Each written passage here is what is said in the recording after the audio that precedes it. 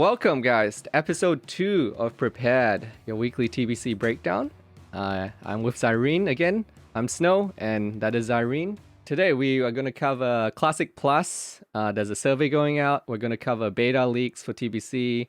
There's that whole GM abuse Faerlina drama stuff that's been going around as well. I know Zirene was there firsthand watching that stuff. Mm-hmm. It was fun. It was really fun.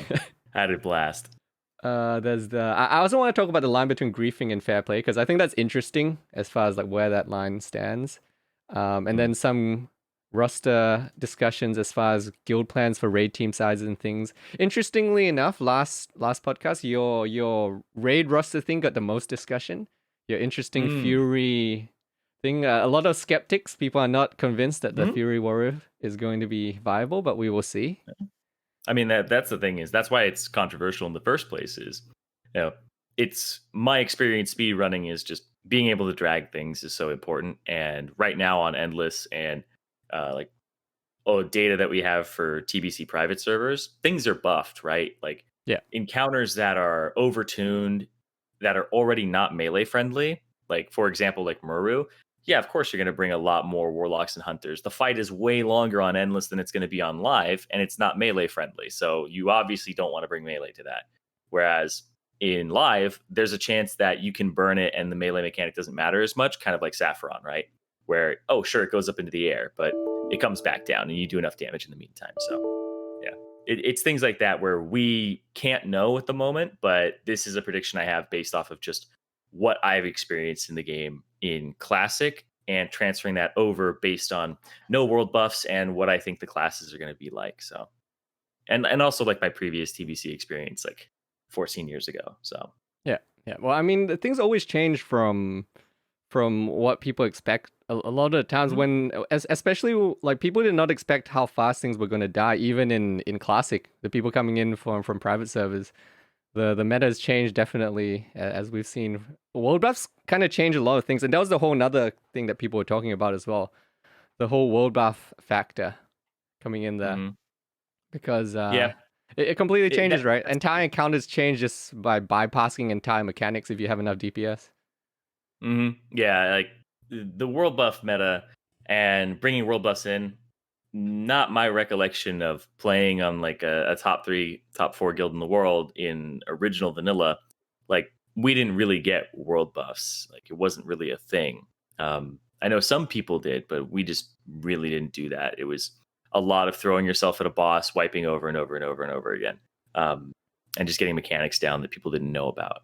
So that was actually just a small note on it. That was really fun back in the day because there was no DBM for the encounter. It's not like the encounter comes out and there's already timers for it. When you're pushing content, you're literally like trying to time abilities, figure out what they do.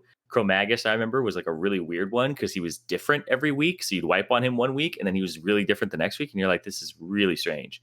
And especially when time lapse, like Night Flesh was a thing where we had no idea how to handle that. So, well, I mean, people always the metas and things always change. I mean, especially when we're talking about old school vanilla. Man, people really didn't know what we were doing there. I always tell people on stream who ask me what I was doing in original vanilla. I tell them I was playing Dagger, Rogue, Seal Fate with no ACLGs. And no idea what I was doing because I thought, man, these ACLGs, Dagger skill, I don't want them. Those Night Slayer gloves with crit and all that looks way better. I don't want any of these ACLGs. And I think my guild literally disenchanted 5 pairs of ACLGs because we just didn't know that it was actually good. Yeah, hit and like weapon skill weren't really that important back then, or at least people didn't think they were. I figured out weapon skill was important because I played Night Elf, and in Nax I had Grand Marshal weapons and servo arms, and I still couldn't beat humans for some reason. I didn't know what was going on longer fights. I was like, I have Grand Marshal. Like I literally went through playing swords, and then I tried playing fists because I was like, I don't know what the fuck going on here. Like, why are they still beating me? I have better weapons than them. Turns out it's because I'm Night Elf, and apparently that does affect your white damage output, which is the majority of your damage. But I actually played Seal Fate daggers for the first 3 phases, and I remember my opener on people in PvP because you had 110 energy was Cheap Shot, Sinister Strike, Gouge. and then you waited the gouge duration, and then you kidneyed, and then you backstabbed, and then you like got another backstab before that kidney was over. But I remember Sinister Striking as daggers to build combo points so you could do a cheap shot Sinister Strike gouge and wait the gouge duration. It was so funny, dude. Oh man, Oh I my always god. miss those times because that was the times before there were a lot of guides and things as well. Mhm. People just didn't know, so you could get away with anything. And if I remember right, even damage meters weren't very accurate back then as well. It was super Yeah. scuffed. I think I recall joining like chat channels to sync up damage meters and things like that. Yeah. Oh god. I had this discussion the other day. Like this is a bit off topic, but the game was so hard. Like everybody's like, "Oh, 15-year-old game." Blah, blah. It's like the game was actually hard back then because one, servers were really bad, so doing something like Thaddeus was basically impossible. Your servers would lag. Two, DBM for new encounters didn't really exist, so you had to kind of create your own mods, Yeah. and you had to figure out the mechanics and strategies. There wasn't something like in retail where you go, you click on like the boss, shows you the loot table, tells you all the mechanics on it. You had to go figure those out yourself. And the worst thing was, for some reason, Blizzard made threat mechanics in fights, and they didn't give you a threat meter. So everyone in your raid had to get a threat meter, and it had to somehow work or be accurate, which wasn't always the case. And then you had to, and then you had to do something like patchwork, which is very threat intensive for like numbers 2, 3, and 4, and number 1 and his absolute threat. So it's like I don't know why they gave you threat mechanics in the game, or like had threat be a primary mechanic on bosses and gave you no way to measure it yourself without a third party. Like it's actually so hard to do a fight like patchwork and optimize your DPS without anything like a threat meter. It's so frustrating. Oh But man, those are the fun I times digress. though. Those are I had so much fun. That's why people ask me sometimes like, "Hey Snow, why do you always say when you retire and you're rich and have unlimited time, you're gonna go back and play EverQuest?" I tell them because man, like EverQuest is one of those games. It's life destroying, but if you have 12 hours a day to spend playing it, it's some of the most scuffed fun you will ever have. Yeah, and I was actually thinking about this the other day and it was like a shower thought, right? Where I was like, you know what? You know why I enjoy playing like classic, and I'm really going to enjoy playing TBC is because you ever have that thought where you're like, man, if I wish I could go back in time and be like in like 6th grade again, and I would know all those answers, and I'd be super smart, just do everything over again, right? You're like, what if I had that experience? I could just do it all over again, and this time I would nail it. That's literally what classic is you go back, do it again, and you have all this experience and like knowledge where you're like, oh, I'm going min max. Like your DPS is like 3 times as high as it used to be because you at least know what's going on now. And it's actually is insane to me where I was like, that feeling of wanting to be in a position you were years ago but have way more experience is literally what's happening with classic and TVC. Oh man, It's a strange fulfillment. well, I mean, back then, how much time did we even have to play? I remember I had distinctly. a lot. I Uh, had a lot. well, how much time did you have to play without getting into trouble? Is the problem? Uh, So I have ulcerative colitis, and I was diagnosed at 14, and that's why I started playing WoW. Is because I actually couldn't go to high school anymore because ulcerative colitis is like my entire large intestine is like scar tissue. ooh, It's like yeah, you constantly have to like go to the bathroom. You'll have blood in your stool. You have abdominal pain. And like the cure eventually is to have your entire large intestines removed, and then you like poop into a bag out of your side. ugh. Now there's different surgeries now, that can reattach your small intestine to your rectum. But I digress.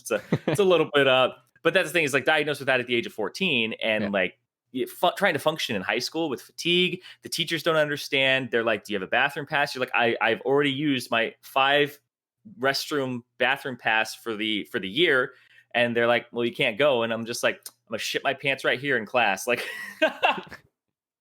Like because people just didn't understand. So I went to homeschool, and that's why I ended up playing so much WoW, and why I ended up being like 14 and a half, 15, being in like a top guild in the world because I just had so much time to Yeah. play. I mean, it's how I got GM and stuff. So Did WoW teach you to type, or did you learn how to type before that? I went to like a computer class in the summer one time at like it was like cyber camp, I think is what it was called. At like a game store, and I remember like having to do like typing things and trying out like Counter Strike. So I had a little bit of typing experience before that. Yeah, Ah, okay, for sure. yeah. Because I remember my experience with that was that I didn't even know I could touch type until I started touch typing. because Oh. it was just like passively learned from trying to talk in like EverQuest and online games, because that was the only way to talk back then, right? We didn't have a Mm-hmm. Discord and such back then, so you had to force yourself to type. And then I quickly got failed by my IT teacher because I wasn't putting my fingers back on the home row. Because it doesn't matter if you type Oh, fast, you got to yeah. put your fingers back on the home row when you move them. Yeah. Yeah. Yeah. Yeah, I actually didn't know. I looked down. If I look down at my keyboard, there's like a little raised part on the F and the J on those two keys, and that's because you're supposed to feel Yeah, that you're bump supposed to and use put that. your Yeah. put your index finger back on there. Do So you do the yeah. gaming thing where you don't use your pinky properly because you need your pinky to press control and shift and such to crouch and So slow walk? um so I use my pinky on shift, but I use the inside of my palm for control. So I don't press control with my pinky. I use the inside of my palm. Interesting. Yeah. Inside of your palm. Yeah. Hold on, let me see if I can Wait, show how? you really quickly. So it's like this. Hold on, let's see there. All right, Wait, so that doesn't I look do like that. a streamer keyboard. Where's all the hairs and food on your keyboard? So this is how I hit control. It's just Oh, that's so like crazy. control 5, 4, 3. Huh. Is this part right here? I've never seen that before. It's really easy for me. Like Huh. really easy. Yeah. Well, there you Yep. go. Okay, we got sidetracked there for a while. No, of course. Uh, but no, man, I loved it about MMOs. It's like the old school MMOs. It's fun. Like the ghetto-ness of everything is super fun. I think it takes you back to the old days. Mm-hmm. Oh But man. yeah, okay. Back to WoW and Classic. So the Classic Plus survey has been going on. Let's see if I can swap the scenes to this. Yeah, where is this thing? There we go. Like, Okay. I heard about it, but I was like, So this survey has been sent out. For those who are audio listening, apologies, but that's why you got to come watch this live or watch the VOD. But yeah, this is the survey that got sent out. So I have it open now for people to see on the stream. So Blizzard just sent out a quick little survey. It is essentially just saying, what do you think about Classic Plus? How do you feel about if we included a different content experience? Would you even want that? How drastic do you want these changes to be? So some of the questions they have here. How would you feel if we allow you to interact with players from other servers within your server group? Do you want to progress to TBC? Do you want content that's different from your original experience of Vanilla WoW in Vanilla WoW? So that's basically saying Classic Plus. Do you want quality of life changes, or do you want more drastic changes on top of quality of life stuff? okay, so yeah. I'll tell you right now, like before we like look at more of these things, I am very much so like, oh, I'm going TBC, like buy vanilla, buy. I don't care. But if they do Classic Plus, I may play it. And here's the thing that would sell me on playing it is if they did a fresh server thing or whatever, or even just did a server that went through the phases again and they removed batching. If I got to play Classic over again with no batching, I would actually play it over again because it's a completely different game. Like right now, I don't know if you guys know this, but on the PTR, batching is gone. So whenever my guild is PTRing for next in like the speedrunning competition that's going on, batching is gone. So like bosses die actually a lot faster on PTR because execute isn't batched. Your first execute isn't batched. Execute isn't batched in general. The Faerlina Gigapole is so much harder because the mobs instantly attack you back and it's not batched. So everybody, the first person comes out a sapper and then everybody gets hit. So you have to do it at like exactly the same time. So batching is like gone and the game is a lot more interesting.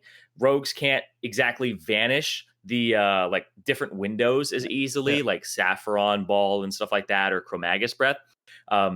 It's funny because I was like, you can't do it anymore. And then another rogue in my guild was like, no, you can still do it. And I'm like, what? And he's like, yeah, the MS window is like 20 now instead of 400. And I was like, yeah, that's like impossible. He's like, no, it's just 20 times harder. You can still do it. I was like, Jesus Christ, man. Like vanishing on 20 ms, like that is impressive. That is incredibly impressive. But It's super RNG. Yeah, I went on PTR and tested it myself, and everything that isn't like a bolt, it seems there's still some batching on the bolt things, but anything that isn't a bolt graphics on you is super hard. It's like I get it, maybe 1 out of 10 because the timing window is so small. Yeah, it's because Vanish will just remove like things that have travel times on you, right? Like things that are like a bolt, like you said. Like Death Coil is easy to vanish and stuff. Even like Point Blank if you can do it. So yeah, I would play Classic over again from the original phase and go through it if batching was removed. What if it's at the same time as TBC though? Because last podcast we did talk about cannibalizing the same audience. Do you think it's a smart? Would you play both then? You play both? I would play both then. Strangely enough, because I just feel like my classic experience was heavily impacted by batching in general. Like I play warrior, rogue, and paladin, and I can tell you like all the things that get batched on those characters are incredibly frustrating. Taunt gets batched where you taunt a mob, it still runs at somebody and hits them one extra time and then comes back to you. Paladins, I can't tell you how many times I have my lay on hands batched and the guy dies and it goes on cooldown, and same with Bop.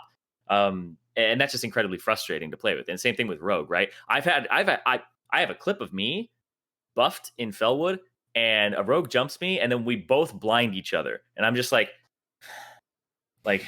come on, man, like, please, really, come on, like, this is, it sucks. I mean, bashing is one of those things that like it changes. It's weird because it actually makes rogues weaker overall. I think if you remove the bashing and all of that, it definitely makes, and it powers up the people that beat rogues as well. It makes it easier for them to beat us. But as far as a quality of life difference, it feels better. The game feels better without the bashing, even though the rogue is actually weaker. You say rogue is weaker, but I'm sitting here going like, my kick will actually work on abilities now. Like when you kick somebody, oh my God, dude. It's so frustrating where you get the kick off clearly in like the last 0.2 seconds of the cast and it'll still go off anyway. Like you have to kick it like 0.5, and then even then it's so much easier for people to juke. So I would play it again if batching was removed. Interesting. So but what I would do, I would still play TBC, but I would remove one of my characters being leveled early, right? And I would just invest in Classic. And because Classic would be in phases again, and that's what I'm saying is like starting from the beginning, because I want to experience the whole game over again. I would have one character and I would just go through the phases, and world buffs would suck again, but I would do a lot of raid logging, which allows me right now to like play retail sometimes, but also I would just go back to TBC. So. I feel if they redid Classic Plus, they would world buffs would have to be something that they would want to address if they did it. Is that the new content that differs from the original experience, or may include quality of life changes? Yeah. And then the next one, they ask, how would you feel if Classic era servers allow for significant changes or new features to be included in the game? So that'd be, I don't know, man. Like the problem is like, can you get how many people will play it again? Because going back to like, I love to use EverQuest examples, but on EverQuest, what was really, really popular is people would play through once, and then they need to take like a year or two break from it because they can't do it back to back. But then they'll come back, sure enough, like 2 years down the line and be like, okay, I'm ready to play through again. I'm gonna play a different class this time. We're gonna go through it. It'll be a different experience. Yeah, and that's what you do. Server people are still playing, right? So, for me, I would roll immediately, but I am really interested in what they would do that's new, because for me, I still like the game. I like the base game. I would want to see more things done, because I think that they have nothing to lose at this point if they do Classic Plus, because the Classic experience can still be like maintained, right? It can still be done on other servers. You don't have to do Classic Plus. You can always like be like, oh, we retcon that. But if you do Classic Plus, it's just new content for people who already enjoy this game, and people are at the point where they're just kind of like, nobody's going to go, Naxxramas was the last instance. It's completely pure. Don't ever touch this thing. Like, people are hungry for more content in this game all the time. So I think it would be a good thing. The other question is, though, would you trust Blizzard to do it well? That's a whole different thing. Is our version of Classic Plus, does that even match up to what Blizzard would do? Because there's always that danger that they make things worse. But I mean, at this point, I feel like what do they really have to lose if they're gonna do it? Mm-hmm. Like the only danger is obviously cannibalizing your own audience. But outside of that, I Mm-hmm. feel like people that are down with Classic are probably down with Classic anyway at this point. Mm-hmm. So, Yeah, what do they lose? and yeah, if you make those people upset, they were probably going to leave anyway. So I think adding more, I guess I'll just say adding more content seems to never hurt anybody, especially when something is like at the end of its lifespan. So yeah, I think the only thing they had to lose is really resources they invest into creating, but that's it. I mean, while we're on a topic of content, what do you think about this? Is a side topic, but what do you guys think about the whole ashes of creation and all there's always seems to be there's always upcoming MMOs that are trying to be like the next or WoW or a better version of the good MMOs that we remember. I think is the way a lot of them pitch it, and a lot of them have failed to deliver. It's almost I've gotten to the point where every time one comes out, I'm super skeptical that they can actually do it, because it seems like a lot of them have really similar models where they launch with the idea that okay, we're gonna get a bunch of people to pay money first, and then we're gonna develop this, and then maybe 3 years down the line we're gonna have a game out. But what usually happens is 3 years down the line they come back and say, hey guys, we ran out of money, we're gonna need to sell more packs or beta or alpha access and things like that. And in the end it just drags on until you get the worst case scenario is probably something like Pantheon MMO. I'm not sure if you're familiar with Pantheon, but that's the MMO that's been in development for I don't know how many years. The ongoing joke is you ever go to the Reddit for the Pantheon MMO online, you can go back years upon years. Every year people are like, okay guys, beta's coming. They said it, the alpha's coming, and it's been what, like 5-6 years now, and this is just never coming. Well, MMOs are incredibly resource intensive for a company. Like, having worked at a video game company, I know firsthand that when you develop an MMO right now, it's going to take so much money to work on something for such a long time that when you release it, it's got as much content as WoW Classic does. Like, Yeah. WoW Classic is something that I don't think can ever be replicated in a way in a modern game. It's just so much content, so many quests, so many areas, so many NPCs, so many different things. It's more than just the dungeon content, right? It's the leveling, it's how long the leveling experience is.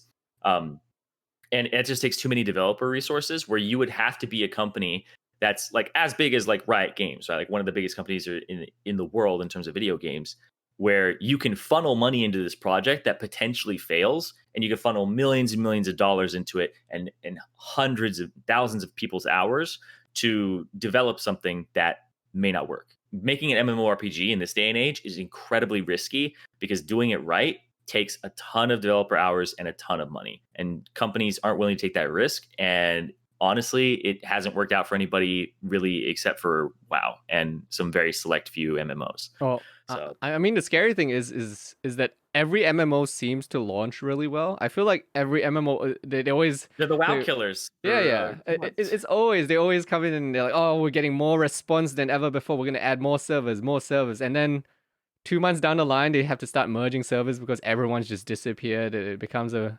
wasteland. I feel like the problem is a lot of them start really well, and then they realize, wait, we don't have content for people to do once they're done with the initial game. That there's just nothing. People are just now standing around doing nothing. Because I mean that's literally what retail is. Retail is like exactly like that. You do your Mythic Plus, you can Mythic Key Farm if you want. You do your Great Vault once every week. You PvP. You got your cap on Conquest, so there's no reason to do it more than that. And there's just like things where they try to make it so if people who can't play as much can still catch up and not feel like they're left behind by not playing. And it's trying to appeal to somebody who doesn't have as much time as like the sweaty person in their basement, which the sweaty people in the basement are the ones who keep playing. Like that's the thing I'm gonna say, is appealing to those people is not a bad thing. See, the tricky thing I've always had, so as far as Classic Plus and all of that goes, so we can look at the rest of these questions, but it's all pretty much the same thing. They're basically just trying to gauge whether people would play it and get rough numbers on how many people would be interested, really. But the thing that's always I've always wondered with MMOs is because it's so hard to go backwards and cater to like a super hardcore crowd. because people always say they want these things, and then it goes back to that classic Blizzard thing where they've always been saying that you say you want this, but you don't really want this. But on the other hand, it's really hard to cater to an entire just hardcore base because it's actually a very niche audience that actually wants that super super sweaty experience where you're gonna have in EverQuest I describe it to people where Epic Quest need you to go find a mob that spawns once every 3 days at a random interval of 8 hours with no hints.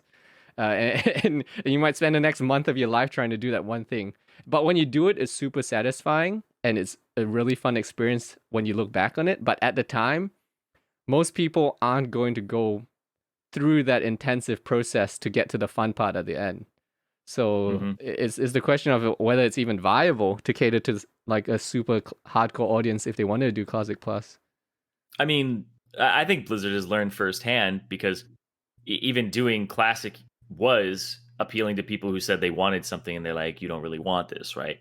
There were people who were playing on private servers for so long, people saying they wanted this game. And Blizzard is, I think, kind of woken up to the idea that this is the player base that really is the people they should be appealing to. The people who love the classic era Blizzard games. It's why they're redoing Diablo 2. It's why they're doing TBC. Like, people say they want these things to Blizzard, and Blizzard, and other companies, rightfully so, go like, you don't really want this. You say you want this, but you don't really want this. You want Diablo Immortal. Like, that does not work out for you.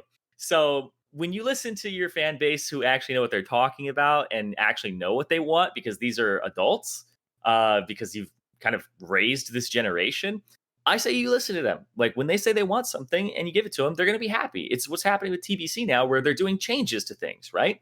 Where they're making changes potentially to drums. They're making changes to things that were frustrating systems. And so I think that's a win when you listen to your core audience. And I'll use two different examples here. Is kind of how I learned about fandoms is when you're appealing to a fandom, you either have the Star Trek or the Star Wars approach. The Star Wars approach is you appeal to everybody, regardless of what's going on. You try to appeal to all fans and try to bring every person in.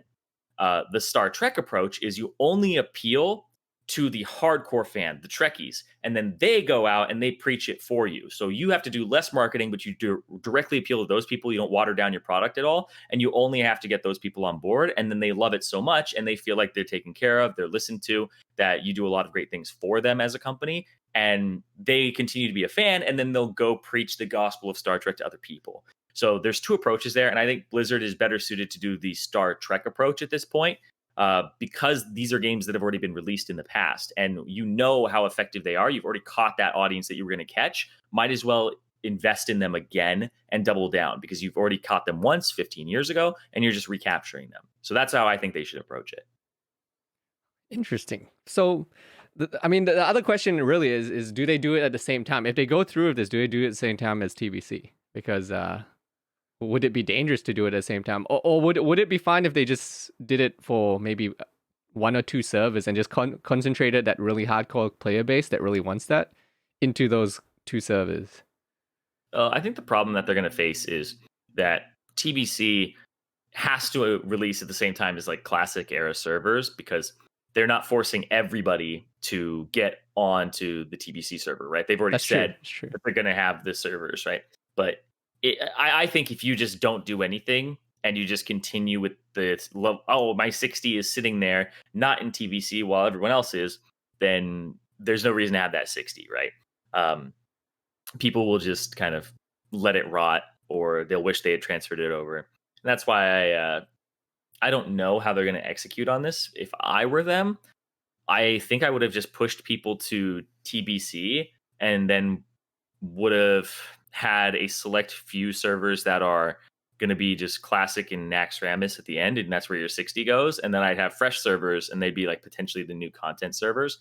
But I think you could like go through the phases again, and then eventually you announce that you're releasing new Classic Plus stuff for everybody. But the problem is if you have fresh servers going through phases again, you can't really do Classic Plus stuff until those servers are done and in Nax again. So they're in a tricky situation where I'm not sure how they're going to handle it. if they do Classic Plus. I think it's becoming harder and harder for them to actually find a way to do it effectively and have fresh servers. So I think they're either going to have to appeal to the fresh server people or the Classic Plus people. And I think Classic Plus is going to be the way they go, or I think it's the way they should go. Yeah, that's true. I didn't even think about the fact that they have to run two consecutive. If they wanted to do it separately, they have to run Classic Plus and they'd have to run that fresh server at the same time. And that's always been a disaster in previous MMOs when we tried to do that, because one server always gets killed by it. And like one's just more popular, and everyone starts picking that server as the popular server, and then the other one's just gonna die. That's just how it turns out. And that's the thing about MMOs is like the population is very much so in control of how people's enjoyment of the game is, right? That's kind of sometimes the beauty of massively multiplayer online games is everyone else affects your enjoyment in some degree. And there's like dead servers where people have like Alliance 60s and there's like nobody in Stormwind. Like it's like completely dead. And obviously they aren't going to enjoy the game or even have like one raid team on the whole server. So if that happens with those servers, then obviously they're kind of dead. You'd have to offer like transfers and things like that, which I guess is another opportunity to make money. But I mean, the problem in the past is that Blizzard has always, especially at the start of brand new server lives, they always said, "Hey, guys, if you don't want that 12-hour queue like you have on Whitemane, just roll on this new server that we have." And everyone always says the same thing. But if I roll on that new server, won't it be dead later on? And then I won't have anyone to play with. And then it sure enough, the problem is it's like a self-fulfilling prophecy where it really does become dead later on, and then they have to figure out some sort of solution later on. And Blizzard hasn't always been the fastest when it comes to merging servers when they need to and such. So sometimes people are just stuck on those rounds for a long time after population is dead. Yeah. I mean, yeah, they'll offer like free transfers off servers, and so like groups of people on the servers can like bring their characters to different ones. But not a lot of people do that. I think people did it when there were big queues. They were like, this is getting sickening. I don't want to wait 6 hours to get into the game. I want to play the game that I pay for. And then they had their group of friends transfer off. But outside of that, I don't think too many people did it. But, But yeah, I mean, the queues are a whole different thing. The queues, I'm not looking forward to the TBC queues, man. I remember how it was on Whitemane and Faerlina. Man, that was that was ridiculous. I was going to bed and queuing up and then waking up and then timing my wake up time to be when the queue would be roughly over so I could be there. And it was actually wasn't bad when it was like 8 hours plus because I get a full night's sleep and then come back in time. But it got really awkward when it started being in that like 6 hours mark where it's like, do I want to wake up 5 hours in and then watch that queue? And what if the queue goes faster? Then I'm screwed. Oh, it was bad, man. It was bad. I'd do exactly the same. I would set an alarm for like 4 hours before I actually am supposed to wake up. So I'd go to sleep, wake up, put myself in queue, and go back to sleep. So I would just do that, right? I'd get some sleep up until I thought the queue time would be. And then I would just it's still worse because you're not even getting good sleep because you're having to interrupt, and then sometimes you would wake up in this like panic mode. Sometimes, oh no, did I oversleep? Wait, am I gonna be able to play WoW today? Because did I get kicked out of queue? Oh. There were days where I would be like, oh, I missed it. No, and like I got kicked out, and then you like log in and you press enter, and it's like 6 hours, and you're like, I guess I have to go outside today. It's like, oh my god. But yeah, it's gonna be bad again. It's gonna be, especially with both of us because we're both on super popular servers. It's gonna be, and then that will be time for the Arcanite Reaper guys to come back in and be like, hey guys, remember us? Yeah, we don't have any queues. Oh yeah, no queues for us on our 2 population server. I don't think I ever saw like a single Arcanite Reaper on my server. I think I made like one ever. It's like, holy moly, dude. But back in the day, Arcanite Reapers were all over the place. It was the item to have at 60. Yeah, I totally forgot about that. Until you mentioned it, yeah. Well, yeah, okay. Beta leaks. We should talk about the beta leak as well. The beta leak. So I'll throw it up on the screen for people again. So I think most people have seen this at some point already. So this might not even be true. This is just... this has been spread around on Reddit and other places. Supposedly, it's an internal thing that got emailed out, and there's internal family and friends closed beta coming up for WoW. I have talked to some people in context. It's weird. Some contacts say it's legit, some say it's not. So I have no idea which way to go on that one. So what part of it is legit and what part of it is not legit? Well, Or some what people part of are telling me like, no, that there's no such thing at all, and then other people know are like, oh no, this is definitely a thing. I have contacts, and so I don't know. Some people No, I can confirm there is a family and friends closed beta that is happening that employees and GMs can get people into. I've had a GM ask me if I want to go into it. I said okay. no, but he said he's only getting people in who are going to be providing like real feedback to them.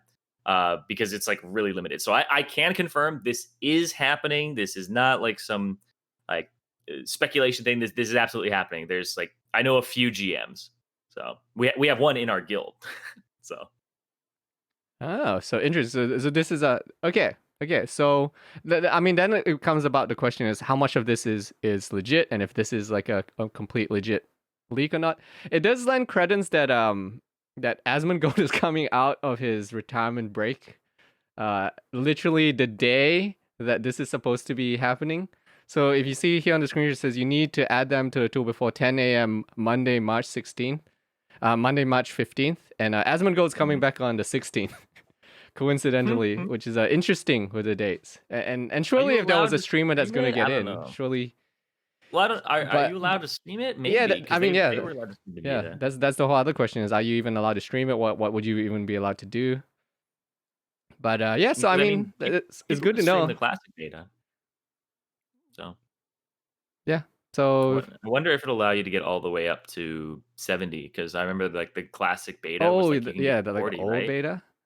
I mean, I'm sure Blizzard will do like a stress test beta as well towards the end of it. It seems that that's always the thing. What Blizzard always has done is they do like the closed beta, then they do a slightly open beta, and then they always seem to end it with a big stress test beta where people get to play for 2 weeks or whatever, and everyone can join. Yeah, and I think wasn't there like some incentive where it's like if you stress test, you can like reserve your name or something on the server? I can't remember. I think so. Yeah, I remember I did the stress test, and I was really bummed out back in original vanilla, because I couldn't get a beta key to get into like the closed beta, and then I had to do the stress test. But that's okay because I went to my local GameStop or whatever it was, and begged the employee to sell me my collector's edition 1 day early, and I got in leveling. Man, those were the days, man. Really? Oh man. Yeah. I was playing 1 day before everyone else, and I had the level lead, the first night elf rogue with a mount. Because I didn't know better. I played Night Elf Rogue. Night Elf Seal Fate Rogue. Same. Because I had no idea what I was doing, man. Dude, Night Elves back then were so popular. They were by far like I think the most popular race in the game. And then people found out in Classic that their racials just suck. Yeah. So nobody plays them anymore, and you're mocked for playing Night Elf. It's actually so funny. Those are the days. But yeah, so I guess that seems to be confirmed by your contacts then, that this is at least is a true thing. But the question is how much of this screenshot is real. But it seems legit. I don't see anything that on the screenshot that wouldn't make sense. All of it seems fairly straightforward. But the question from this leak comes is, how long do you think this is going to go on? And if they're starting beta now, when do you think that could be for the actual launch of TBC? I'm not sure, to be honest. Because they did the beta for Classic like how many months before they actually released it? Because it was a while, right? It was like a long, I think months. It was quite a long beta. Because they closed the beta down for a few weeks before the actual launch, right? I don't think it went straight. I don't think it went straight in. I mean, it's a very vague memory, but I remember people like not playing beta because people weren't playing beta up to the launch. I think they closed the beta down with all the people's like 40s and stuff, and then they were like, okay, a few weeks later they do a stress test, and then they open up the servers and stuff. So I mean, it's March now. If they did beta in the middle of March, the closed beta at least, they're gonna have to do a slightly more open beta at some point as well. So it's March, April. Do you think a May launch is still possible, or do you think it's definitely delayed past then at that point? Because that's how many months is that? March, April, May. So it'd be like 2 months if it launched in the middle of May.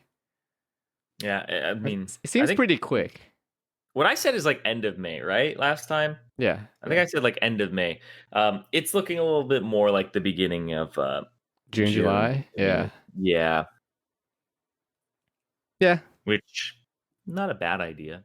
Yeah, It's I don't the think it'll be too summer. bad. As long as it Everything's doesn't over. go until like the end of the year or something, that would be horrendous. Playing Nax until the end Mhm. of the year. I think most of the population would be done by that point. Is your guild still doing AQ, by the way? Um, well, it depends. We do AQ on split weeks. We don't do it the week before DMF, and we don't do it during DMF because what we do is so basically, I'm basically saying every 5 weeks we do AQ for 2 weeks because we don't do it the week before DMF, we don't do it the week of DMF, and we don't do it the week after DMF when everybody's raid locked with it. So what we're doing is we're doing PTR right after our raid. So on Saturday, raid 2 finishes immediately PTR. On Sunday, raid 2 finishes immediately PTR. And so that's what we do is we say screw AQ. It doesn't matter if you're raid 1 or 2. We need the people from those raids to go in on PTR and practice because we're trying to be competitive. So we don't do AQ right now except for 2 times every 5 weeks. Yeah, because it's become a. I feel like a lot of guilds it's becoming an issue of managing burnout now because people have to maintain Yeah. their roster and burnouts. But you don't want to force people to do stuff, even though it's like a 0.5% increase in the gear that we can get if we do this and this. At this point, it feels like it's just trying to maintain your people so that people don't burn out horribly before we get to actual TBC. Because it Yeah, feels like and like a lot of people are re-rolling too. So yeah, there's some people who like I think my GM just made a warrior and he's gonna run a second Nax GDKP because we already do one Nax GDKP and he wants to run another one. And he's the guy who gets like 10 to 14k per GDKP because he's like one of the administrators gets 5% cut plus his normal. So he's actually made like 50k in like 4 weeks or something like that off of GDKPs, and he just rolled a warrior to go tank another GDKP. So I think he's going to bring his warrior to the current GDKP, just take all of the gear and bid on it, and then he's going to make that warrior play in its own GDKP and run a second one and make more gold before TBC. So, and running raids as well. Actually, now that I think about all the richest people I know in game, either they run raids or they do auction housing. It's one of the two. It's always either some crazy auction house guy or they just run a bunch of GDKPs or raids and they take the massive cut and sell all the extra. Like there's so many ways they get actual money outside of just the GDKP cut, right? There's the trade skill items and things like that as well. It's absurd how much money you make for running a raid. Oh yeah, if you run it appropriately and you just bag everything afterwards, people who run guild banks and stuff like that and aren't like scummy and like taking mats and stuff, but the people who run like GDKPs and they can take those things and like sell them on the auction house and do the thing where they get an extra cut and people don't complain because they're still getting a lot of money. Like, sure, all of us get 5k every GDKP, but the two guys running it each get 14k, and I'm just like, okay. I understand. I understand to an extent, but I don't know if you did 3 times as much work as everybody here. Like, and I don't know if that was exactly the raid leading, but yeah, it's like things like that. But people aren't going to complain and be like, let's have an uprising against these guys. They get 14k, we get 5k, because they're just going to go. You know how many people want to get into this GDKP and take your spot for 5k? Bye. Like they're just like, we'll replace you. Yeah. They're like, we can replace all of you. I mean, People want money. It's like my mod. One of my mods. He's one of the guys in progress, but he runs his own side guild as well. Where he runs not side. I guess side Nax. They're one of the better Nax clearing pugs on the server. And even though it's not even a GDKP, just from the trade skill item that he's been able to sell, he makes so much money. They make so much money. It's insane. Like he's the reason I could even play in progress in the first place when I was leveling up my first character, because he helped fund. Like every now and then I'd be like, well guys, you guys are either gonna have to watch me stream gold farming for the next 10 hours or well, my friend here is going to loan me 500 gold because that's just how it's gonna go. But for those guys, man, like that small amount of gold isn't even anything. Oh yeah, it's They not don't bad. even value it anymore. Like he was telling me Mhm. if DFT, because he really wanted DFT for one of his characters. He said, dude, if you win DFT, just sell it to me. I'll pay what, like 20, 25K or whatever it is.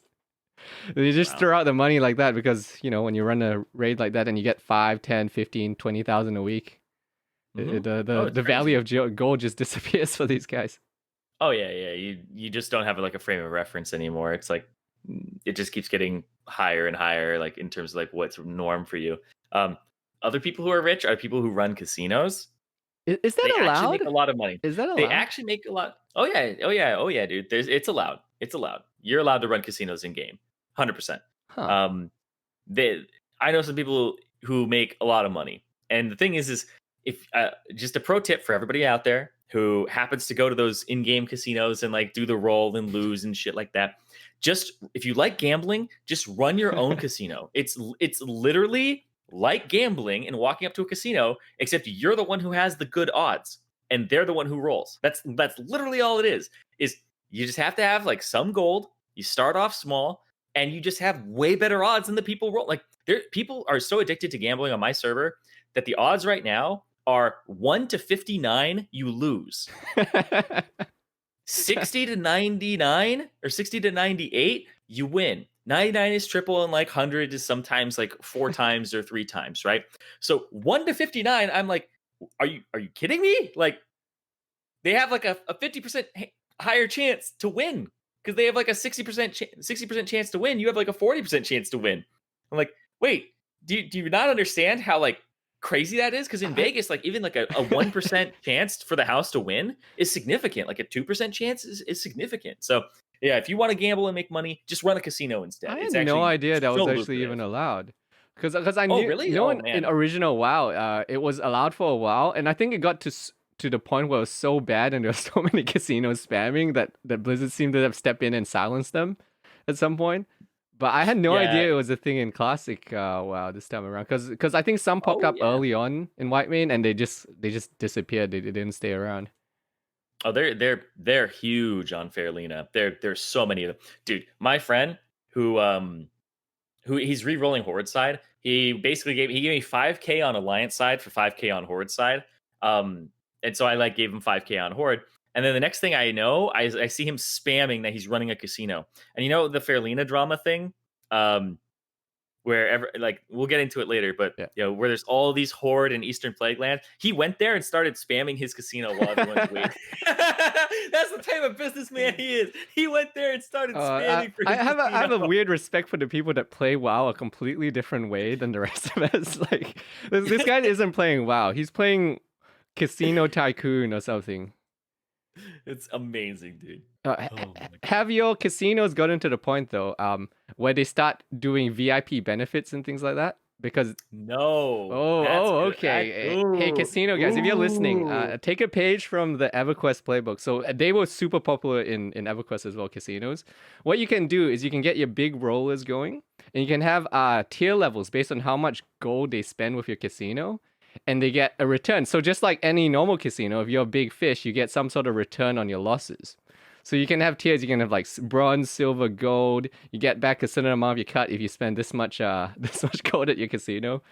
And yeah, in Mm. EverQuest, people went to that level where they had VIP tiers, and if you're a big roller, you get contacted every month for the big rolling rolls, and then you get a percentage of your losses. It was crazy. People ran it as a real business. It Wow, got to that crazy levels. that's a lot of background work to like do that, and you have to explain it to people too. Like that's I think the one where you're gonna lose people is that's like you got to explain this system to them. That's all. Well, the most interesting thing was always the Crazy. audiences that would gamble, because I would ask because everyone that gambled a lot was always the guys that were also on the side doing RMT and just farming items and selling them because they were the guys with the insane amounts of money. And I asked Mhm. them, why do you do this? You know the odds are horrible, right? You're just giving this guy money, basically. You're just giving this guy money. He's oh, you got to do something with all this mountains of gold that you have apparently. So yeah. That's why you do it apparently. Oh yeah, because the thing with gambling is, they say that the people who, you know, don't gamble with money that you're not afraid of losing. So the people who aren't afraid of losing money are the people who have money. And if you're somebody who is gambling to try and make money because you don't have any, you're like, I only have like 500 gold and I need 1500 or whatever. You're gonna lose it, right? Yeah. So the people who are desperate for money are gonna lose their money, and the people who have money to spend are going to spend that money because they aren't afraid of losing it. So it is just a win-win for casinos. I know we got into this big like off-topic topic, but it's just it's insane how like stacked it is for casinos. And people still do it. But yeah, you talked a little bit about the GM. You brought it up quickly. The GM abuse Faerlina drama. So I do have that open as well. We can go into that. So this is the crazy Reddit thread that popped up with all the things and everything. I guess you were there. You want to give a quick summary for people what this was all about? Yeah, so what ended up happening is there's this guild called Vampire Clan. You may have heard of them, may have not heard of them. They're from private servers. They're notorious for griefing. They are, I want to say like the GM is known by so many people as being somebody who's just he goes around like terrorizing is what he likes to do. He's from like a private server mafia boss kind of guy. He runs the World Boss Coalition on Faerlina. He's the guy that like figured out like the loot distribution. He's the one who calls like the like tells all the other guilds what they should do in world PvP. Basically, mafia boss type guy. When the DMF had been camped multiple times by the Alliance, by Vampire Clan, then the Horde seemed to have had enough of it, and apparently Vampire Clan like wiped some dad guild on Saturday or something, and that was kind of like the last straw for some reason.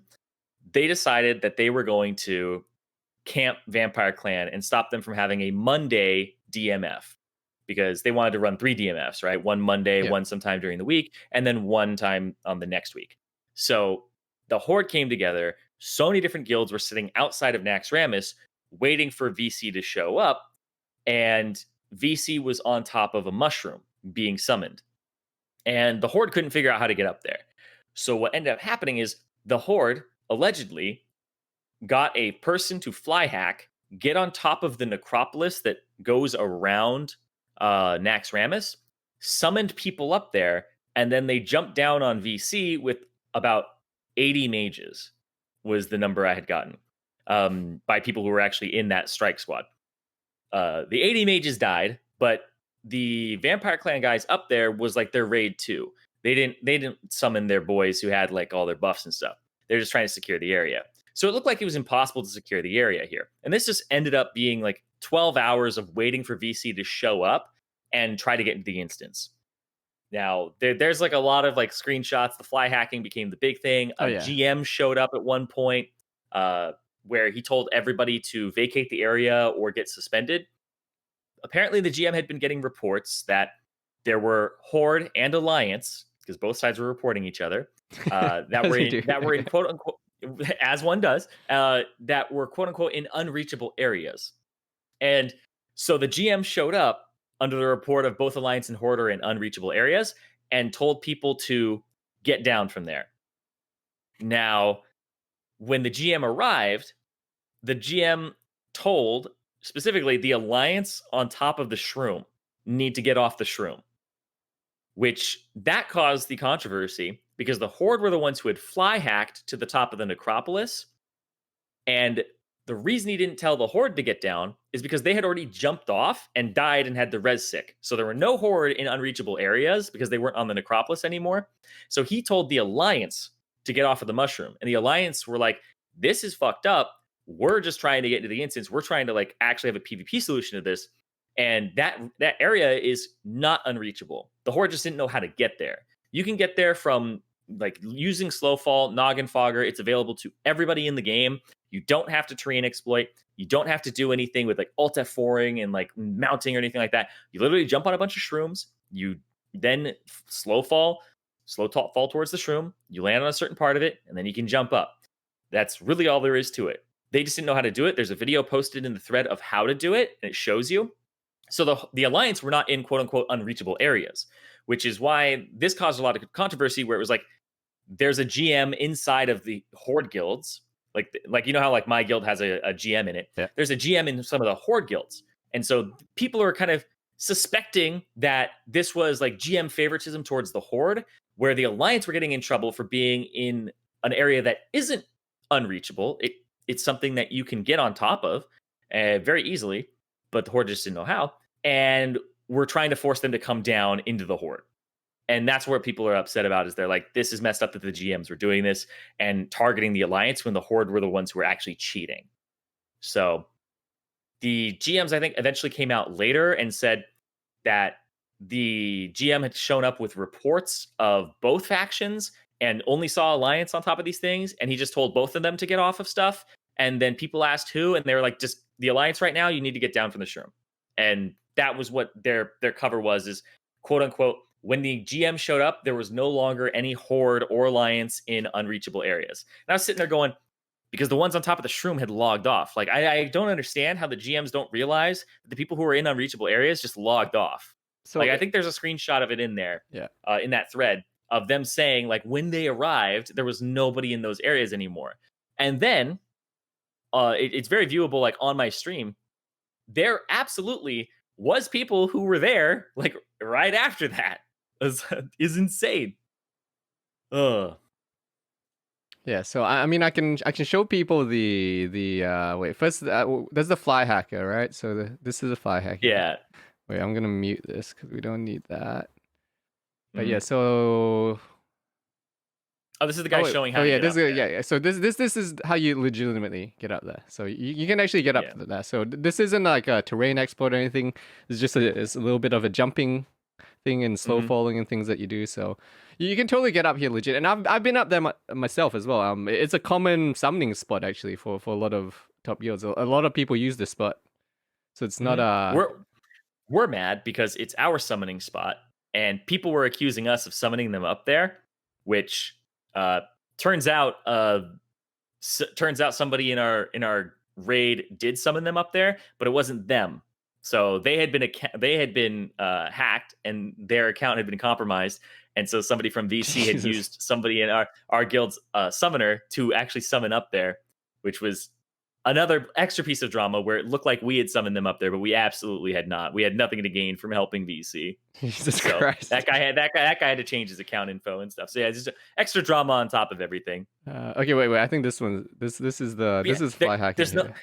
We obviously don't want to compromise our summoning spot right before like a tournament and a DMF. Like, why would we do that? It's actually like okay, here we go. Here's a guy. So for people that are watching the stream, you can see here's the fly hacker guy, like where my mouse is, just jumping through the air. Yep. Just jumping through the air. Yeah. Sumbro 4. Just jumping through the air, just casual walk. So yeah, I mean, you pretty much summarized a lot of this, and they used all of these spots to get above everyone. Basically, they were up here. Wait, let me see. It shows, yeah. So and they start summoning people above that as well. I assume the fly hacker guy is gonna get banned or is banned already at this point. Who knows? Idea. It sounds to me like the problem was that the GM just didn't do any work. He just kind of turned up and he's like, okay, well, this seems like a big kerfuffle. We're just gonna tell everyone to go away, and that's gonna be our solution. Exactly. GM told people to leave the area or face suspension. Nobody left. Like, they all stood there like for hours. Why don't we just don't listen to him and just what if we just don't listen and log? He can't ban all of us. And then the next thing that happened was the GM actually eventually teleported the summoners on top of the necropolis off. And this is like my favorite part. So this is all the mages just hopping down. Yeah, this is where there was about 80 mages apparently. There's a perspective. I have a perspective somewhere of like the mage actually in the strike squad up above jumping down. But there was like 80 mages versus this VC group. But if you look at who survived at the end, it's the paladins. So with batching and server lag, 80 mages versus like 38 mages or 36 mages. The 36 mages win because everything gets delivered in the same batch window. And all of them end up dying at the same time. Some of those mages also took like 1,000 damage and fall damage because you had to fall once and then you jumped again. So all the mages coming down have like 3/4 HP, but the paladins just bubble through the whole thing, right? Yeah. And yeah, it's like, and all the mages had to use their potion on lip when they were jumping down too. So they're at another disadvantage there. So I mean, the question is, did this end up working? Like, what was the end result of all this stuff? Did anything happen? So what ended up happening is VC eventually. I don't think it's like streamed any. I don't think it's anywhere here. Yeah. Because people don't care about the resolution of this. They care about like the whole drama between the GMs and everything. I streamed it where there's a outsider's POV of the run-in. I don't know what that is. What's the one down there that's the outsider's POV of the run-in? Horde point of view. This one. Yeah. Yeah. Is this yeah. it? So this is where they ran in. Okay, yeah. So this is where somebody was watching. So you can see there's Horde on top of the ziggurat. There's a bunch of Alliance right there. Then all the Alliance jump down, and they go in 2 waves. They go in the wave where it's mages, paladins, warriors. Warriors shield wall, create space. Mages go in, sapper, arcane explosion, blast wave. Paladins go in, you bop your mages, you bubble, and you just try to create space, and you just spam whatever heal you can. And then all of the raid for VC that needs to zone in runs in. And on their side of the server, right, on client side, they're running in. On server side, they're still up on the shroom. So if you're spamming like purge on them, it's not working. Yeah. And so allegedly, and I checked the logs, 36 of the 40 people made it in with buffs. So despite 12 hours of this, only 4 to 5 people didn't make it in with buffs. So all that to get like 4 people. Yep, because they lagged the server when they actually got in combat. There were too many people there for the servers to handle. This is literally what's going on right now. Is people are standing in place running. You see like people on the shroom taking like arcane explosion animations, right? Yeah. Because they're actually down on the floor. Like there was too many people there for the servers to handle, and they eventually did get their run in. So people in chat are saying that VC used Light of a Loon potentially. I mean, I have no clue if they use Light of a Loon. Maybe 1 or 2 people who were like really wanting to get in, because VC is the type of guild to do that, where they're like, because they're such notorious griefers, their honor and their pride is in being ungriefable themselves. If you can fuck with VC, then like VC kind of lose their power. But like it's such a power play from them to be like, you guys can sit out here for 12 hours. You can try and mess with us. We're still going to get in the instance. And that's what makes like VC so hard to like. So is this screenshot how many people got in? They're very sweaty. Okay. So is this VC? I don't know what their names are. Yeah. So. That is VC. Yes, that is VC. That is their raid. Yeah.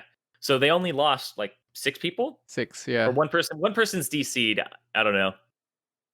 So 5 people didn't make it in, and Sifta was probably inside and logged off already because he was probably smart. I don't know. But Jesus. Yeah, they didn't get any of the tanks. They didn't get. I don't even know if they got anybody who's like a really high prio there.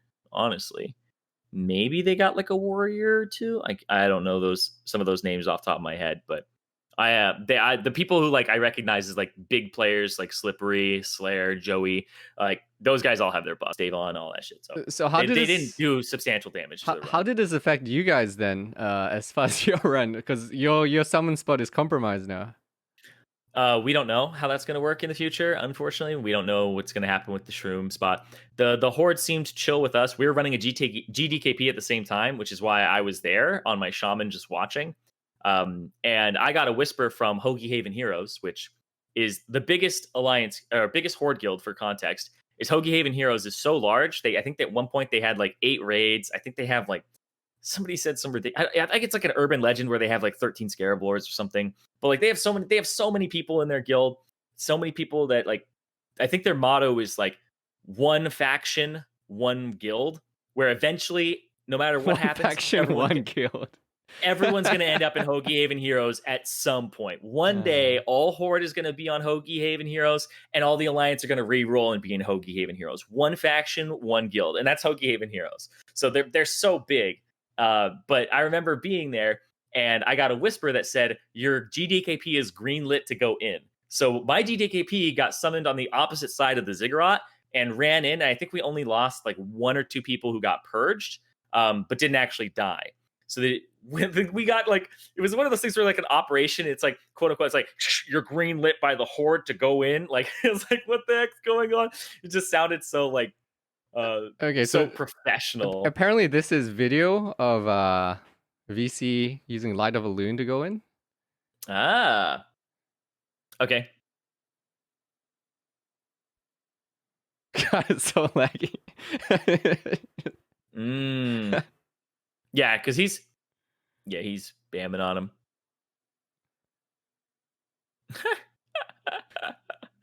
Oh my god. Yeah. He's going after your waifu. Yeah. Yeah, you basically want to go after warriors, right? And he's now like going after anybody. How many Light of Balloons are there? There's a guy with shield wall on. Yeah. Whoa! Yeah. I have that weak aura as well on my shaman. I actually don't purge people. I don't think I've purged a single person to date. Just because I don't want to grief people's buffs. I just think it's a waste of people's time, and I wouldn't want them to waste my time. So why would I waste theirs? No. But it's hard to be a shaman. It's hard to be a shaman that doesn't purge and out there because you always just get killed. And I just stand there and go, wow. See, the thing too is like they will pre-pot everything. Like you look at people's potions, they have like they're fully buffed, they're pre-buffed, all that stuff. That he's got like inspiration on as well. They have arcane protection potions, nature protection potions, all that stuff. And even if you went back to the mage clip, you see all the mages have like frost protection, arcane protection, all those protection potions. Like these guys really care about not being griefed and like kind of flexing, right? So yeah. you kind of get like mocked by people in your own guild if you don't like go super sweaty here. Like I can imagine the GM Slippery like mocking someone who didn't get inside, being like, it's because you didn't do this. It's like, why wouldn't you do this? You're being an idiot. So yeah, it's kind of a thing where you got to be sweaty to really participate in the grief. Like some context as well. I've been griefed by VC before. My GM was trying to get the Black Bug mount and doing the Corruptor in Duskwood. And these are the type of guys who have level 1 naked gnomes at the top where the dragon spawns. And every time you started the Corruptor in Duskwood, the guy who, when he does like an AoE, and when somebody dies, he gets bigger and does more damage. So when you started it, a bunch of level 1 naked gnomes jumped off of the top of the thing, jumped into the boss, died. The boss got instantly like 20 stories taller, and then just one-shot everybody. So they're the type of guild who like would grief people that they don't like into the ground, and that's the fun for them. Lord. I've always found it fascinating. We had the same thing in EverQuest as well. There's always a few guilds that are like that. Where they're known as scumbags, but they're also really hard to get because that's part of their thinking is that, well, we're going to be scumbags, but we're really good at being scumbags at the same time. Yeah, and it's like, it's kind of the thing where, you know, it's like if you hack Amazon, they hire you kind of thing. That hold all those stories where if you are able to hack a big tech company, they actually offer you a job because you know how to get inside their system, so they want, like, you know, they think you're valuable. It's kind of like, it's why my mods, back when I streamed a bunch on Just Chatting, my mods are all shit posters. Because I hired a bunch of shit poster mods because I was like, they can identify the shit posts immediately. They got an eye for the shit posting. They know when someone's trolling. So all my mods were trolls so they could identify trolls as fast as possible. It was actually like 5-head. It actually worked out really well for me. Except when I had to have mod meetings. That was not very fun. But So here with VC, it's kind of like, it's hard to grief the griefers because they know how to get by these things. They think about like, what would you have to do to get through somebody who was griefing? What would they have to do to avoid me? And how do I stop that from happening? So VC's pretty good at like thinking about how to get around things, or if somebody was trying to get around their grief, what would they have to do and trying to counter that? So that's like another level game they like to play. Man, so did anything happen as a result of all this besides like VC got in with almost everyone, it seems, and Yeah. were there any bans handed? Did the GM do anything really? He just came out Not that I know told of. people to just go away? Well, the only thing I know of is the GM teleported the summoners that were on top of the necropolis down to the ground. That's all I know that happened, that I saw, is they actually teleported the guys down. Huh. So, yeah. Okay. And well, there's that thing there where it's like blatant favoritism, where there's like multiple employees of Blizzard inside of one of the guilds tweeting about how the griefing is going on and how it's like a good time and stuff. So that was the only thing where people were like, "Oh, a GM's tweeting about this," and I'm like, I'm pretty sure the GM, knew if a fly hacker was like happening. It doesn't mean that they're like, I'm like, what do you expect the GM to do? Like, if I'm a GM in a guild and we're trying to grief, and it gets to a point where somebody like fly hacks, and I'm not directly like related to it in any way, what am I supposed to do? Am I supposed to G quit on the spot and like lose my raid spot? Am I just supposed to report it? Like, what am I supposed to do? I'm supposed to escalate it? Maybe, but I think they're expecting so much from a GM who's like probably not on the clock and at home playing, and playing the same game everyone else is, to do something about this, where I'm like, they probably just send in a ticket on Slack to somebody and say, "Hey, this just happened. You should probably look into this." But like, it's not like they're going to ban their entire guild or faction or like all these people who are like potentially involved. I think people are just outraged that the person who showed up didn't do their due diligence. He just on the didn't do his situation. work, it seems. Yeah. He was just like, "Oh, this is what I see." It was almost like a boomer GM showed up and was kind of like, "Okay, not sure what's going on here. People up there. Okay, they just clear out, kids. Clear out, kids." Like that's all it was. They had no idea what was actually going on. It's like when some kid's getting beat up, right? You walk out in the schoolyard and you're just like, "Okay, everybody break it up. You're all in trouble. This kid getting the shit kicked out of him, you're in trouble too, because you're here." Like, it's like everyone's in trouble. Yeah, well, it's just like in school when you fight back, you get in a fight and the other guy hits you 1st and then you fight back. It's like, well, what am I supposed to do? He was attacking me. Yep. And then everyone just gets in trouble. Exactly like that. So it doesn't feel like justified or anything like that. That's where the unfairness is coming from, I'm sure. But I'm kind of sitting here going like, yeah, they have to have a fast response, but I don't know what the response is there, honestly. Like, if I'm in that situation, I'm kind of just like, just teleport the people down from up top and let it play out, which is kind of what they ended up doing, right? In the grand scheme of things, they just teleported the people who were up top down. They didn't end up banning the people on the shroom, right? Despite saying like, vacate the area. Everybody just logged off and then they had logged back in, and said, if we get banned, this is a place that is reachable, not unreachable, and we could like contest it, maybe. Contest it, right? I was gonna say stand against it, but contest it is the right word.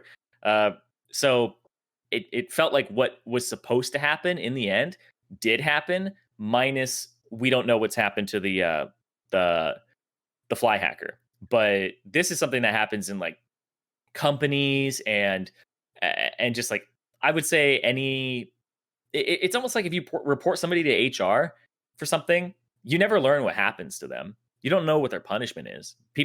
Companies and GMs and stuff like that never discuss disciplinary action that happens. It's confidential. So, they don't tell you what goes on or what was handed down. Huh. Yeah, you want to know. You want to know. You always want to know, even in like an HR situation at work. Well, right? I mean, this goes into what we wanted to talk about earlier. Where's the line between what do you think is fair as far as gameplay and what is too far? What do you think the line is as far as it crosses in the line to griefing or against the spirit of the game, or what however you would phrase it? Where do you think that line lies? So for me, my line is probably a bit different than everybody else's, because I think that part of the game, and I think somebody in the comments was like, I thought this was a bad take from me, was I was like, people are allowed to enjoy griefing other people kind of thing. Like, they were like, this is a really bad take, like this is really toxic. And I'm like, but people are allowed to do that. It's not like my cup of tea. So I think that when it comes to fair play versus like the GMs getting involved, their motto is like, if there's a PvP solution, it's fair play, and if there is no PvP solution, then it's not fair play. Example, when I'm doing Duskwood as an alliance, and then they run a bunch of level 1 gnomes alliance side into the dragon or into the corruptor. What am I supposed to do? There's zero PvP solution for them griefing this boss. That's one where I'm like, that isn't fair play. That's kind of like exploiting this system, even though it's completely like game mechanics wise. Yeah. And I think they did end up taking action against that. They started banning people for doing that, and I thought that was reasonable. But here, I think that when you fly hack, absolutely, that deserves a ban. Yeah. The people summoned by a fly hacker, unfortunately, I think that you also deserve a ban. If you stayed up there for a certain amount of time, I think you deserve some type of punishment, because it's just like how real life works, where stolen property, if you're in possession of stolen property, even if you didn't know it was stolen, you bought something that was $50, like a TV that's $50, too good to be true. Might be stolen. I don't know. If you're in possession of stolen property, you still are at fault, right?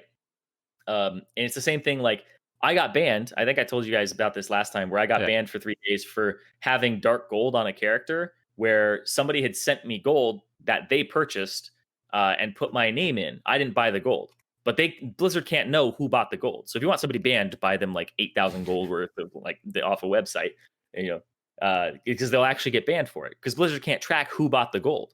So here it's like Blizzard can't track who like is associated exactly with this person, who knew that they were going to be like summoned up there. But anybody, I think, who spent any reasonable amount of time on top of the necropolis and tried to use it for a strategic advantage, I think does deserve some type of suspension, whether it be 1 day or 2 days.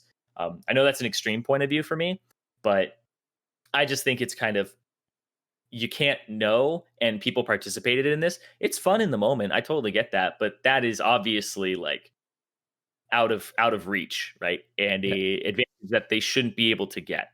So anything that involves fly hacking and not just like wall jumping and like clever summons and stuff like that, or even terrain exploits. I actually have no problem with terrain exploits usually, because everybody's allowed to do them, unless it's something with like a gnome that has to use an elixir of giant growth, and gnomes can be warlocks coincidentally. So there's no way for Horde to reach those spots, because they have to like, Tauren has to use a Orb of Deception and then elixir of giant growth, but they aren't summoners, so they can't reach the same spots.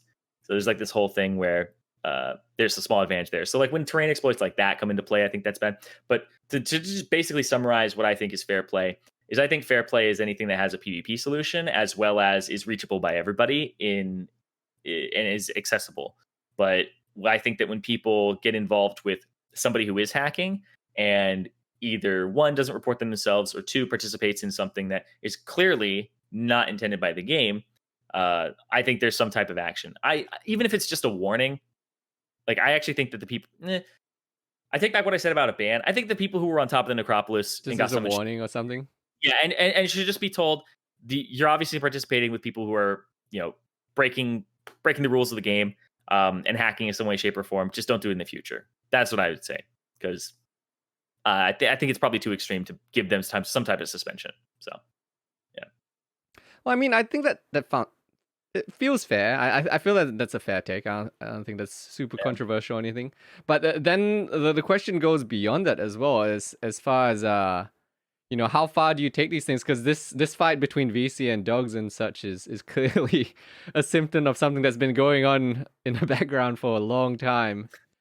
Beyond this, so it comes back to how people are playing the game nowadays. If something's griefable, I feel it just is gonna get griefed.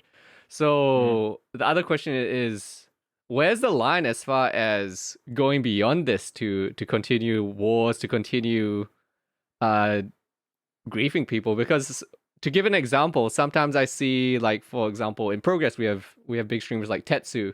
I've seen times where he's been griefed for like 10 hours straight just trying to get world buffs, and people will track him using who they'll have him, they'll track all his outs, they'll know where he is monitored at all times, and he can't do anything. He'll literally just be sitting there for 10 hours.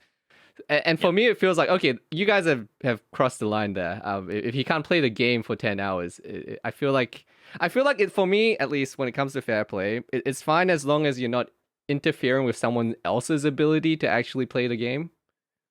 At least that's how I feel. But on the other hand, I do understand that, hey, PvP is a thing. Killing, like wanting to kill the big streamer, that's fair to some level. But I don't know where that line is when it comes to like where do you cross it to just straight harassment from PvPing? Yeah, harassment's a little different because that's not exactly like a quote unquote like a fair play thing. That's like obviously targeted, Yeah. but I think you're allowed to target people. The whole stream sniping thing. Sure, they're electing to stream. It might be their job or career. I mean, I've been targeted. There's like a video of me getting like both of my warriors purged on a songflower that I was told was safe by Crusade. So I never listened to Crusade anymore. In Felwood. That's this always guy at the named back of my head, by the way. Yeah. Anytime I get summoned, I'm like, is this guy just going to grief me? Like, is he actually on the other side, like summoning me to Down Mall Arena or something? That happened one time. That happened one time to me. Is I got summoned and logged out above North Felpaw, and then when I logged in, there were 2 shadow priests on top of me, and I was like, oh. I was like, okay. I popped crack and killed one, and then almost killed the other, but he lipped, and I was like, I don't really have anything left, and so but I lost my buffs that time. And then the other time is the Zug came out. People on Faerlina will know the Zug. And he cleaned my buffs on both my warriors because I was dual boxing trying to get them both buffed at the same time. But it's just like, it's one of those things where like you log in, you reincarnate, you clean everybody's buffs up, and you're like, it's recorded and stuff. So it's like a little targeted, but at the same time, I get whispers from level 1 alts that are like, I see you. Yeah, I get it all the time. Yeah. It's like I see you, and I'm like, oh, come on, dude. So there are people who like live for that side of the game. I think they're allowed to enjoy it. I know it might be a shit take, but I think it's okay to grieve. It just means that people have to be like, if there's a way that like people are griefing you and there's no solution to it, like for some reason there's no solution to it, then that's when it's extreme. Like they're griefing you and there's like absolutely no way. I'm trying to think of like a situation where that is the case. But if they're just making your life harder, that's part of the PvP of the game. And I know that purging is something where people are like, it's not really a PvP solution. Like a shaman runs up and spams purge on you, you kill him, he reincarnates and gets you again. Like there's no solution to this. And if you use like the reflect Zanza and nobody purges you, then you have it on for KT, and then like all it. So I understand the frustration with it. I just think it hasn't reached a point yet where the meta for world buffing has anything that's uncounterable or too frustrating to deal with. Right? If you're willing to get sweaty enough, there's always a way to like sweat harder than the other person right now. Nothing's like uncounterable that I've encountered. Interesting. So you're of the party where anything's fair as long as it can be countered, or is there something you can do about it? Yep. Yeah, exactly. Like even like I was talking to my friend the other day where I was like, it's going to get to the point where since I have multiple characters, I'm literally going to log out my warrior on a flower, bring my other warrior who isn't raiding, get them on EZG, buff them DMT, and try to pick the flower. And then stop picking the flower and see if somebody purges me. And if they don't purge me, then I'll take the flower, Invis pot, and then that warrior's buffed for the raid that they have. Like, you can actually use like a dummy buffed character to pick songflowers now, right? So that's something that like I'm doing a little bit, but it hasn't really had to be done yet. But if the purge meta gets to that point, I'm completely ready for that. Not everybody will be, but I'm like, you could get a friend to get DMTs who's a warrior who may have already raided and stuff. I mean, the interesting thing is you can tell the different purge metas and such depending on the servers. Because I play on Firemore and I play on Whitemane, and it's completely different as how people grieve you on each server. When I pick a Songflower on Whitemane, I just pick it because it's our Songflowers are camp, but they're not camp to the extent they are on Firemore. People on Whitemane, they ask me questions. I just got whispered by the Zug on Discord. He said /wave smile. I think he's in the stream. I think he is. Yeah, he is in the stream. But dude, I watched that clip last night and I was like, dude, this this guy is like, he's the guy on Faerlina where and anybody who like slash who's and they see the Zug Zug on, they're like, Felwood, this isn't gonna happen till 6 a.m., brother. It's like I'm going to bed. Even when he logs off, he's just gonna log in, man. You can't tell. So good lord. Yeah. You're talking about the Purge on your server. They're always watching. The Purgers are always watching. On White Main, people ask me why. Hey Snow, why are you using free action potion right now? And I'm like, have you never done? You have never been on Fire Mode where every single flower is going to get at least a few grenades thrown on top of you. Yep. You get grenaded. Yeah, that's where like the rogues. That's how the rogues grief is. They have to like throw a grenade. And my favorite part is like my GM was like streaming this one time where like a horde guild was getting it, and then he grenades. And the part is if you time the grenade right, all the warriors who were predicting it or all the people who fapped and like used like berserker rage, they'll get it, and then like half the guild won't get it. Yeah. and he's like, that's better than stopping all of them. Because the flower's taken, and now only half of them have it. It is so messed up. I'm like, you guys are messed up. Like, Yeah. I don't grief these things. Like, I hate griefing people because I don't want. I would waste their time, and so I don't want to like start a circle where like people are like, "Fuck Zirene, that guy got me here." Like, I've literally never purged it. My shaman has no PvP title. That's how fucking involved I am in like anything PvP on it. I just use it for scouting and like the mind controlling for war chiefs. So it's good power to have. If you get that reputation as, oh, he's just a nice guy, let's leave him alone. It seems to be like yesterday. I lost DMF yesterday, and people posted in the Discord. It was after my raid. I was just getting it for the next raid, so it's no big deal. I can pick it up later. They take you to Gurubashi or something? Oh no, they just because I'm a streamer on that server now, people screenshot anytime I get killed. So they posted it in the White Main Discord, and everyone's like, "Oh no, you can't kill Snow, man. He's a nice guy. You guys have gone too far. You guys have gone too far. He didn't do anything to you." I was like, "Yes, yes." The purging Discord said that. Yeah. Oh my god, dude! Now the purging Discord. But even though I've never been like mean or like anything to anybody in terms of like purging and stuff, I think the Purger Discord wants to get me all the time just because I have like spots that I'm in that they're like, this is hard to reach. This is a challenge. He thinks he's safe, and it's like, I'm like, dude, I'm just trying to log out in Stormwind, man. I'm just trying to hearth in Stormwind, bro. Like, come on, I'm trying to make my raid with full buffs. I tank, dude. You get me? Like, that's the thing is being a tank. You're like, you are the thing that makes the Purgers cream themselves. Like.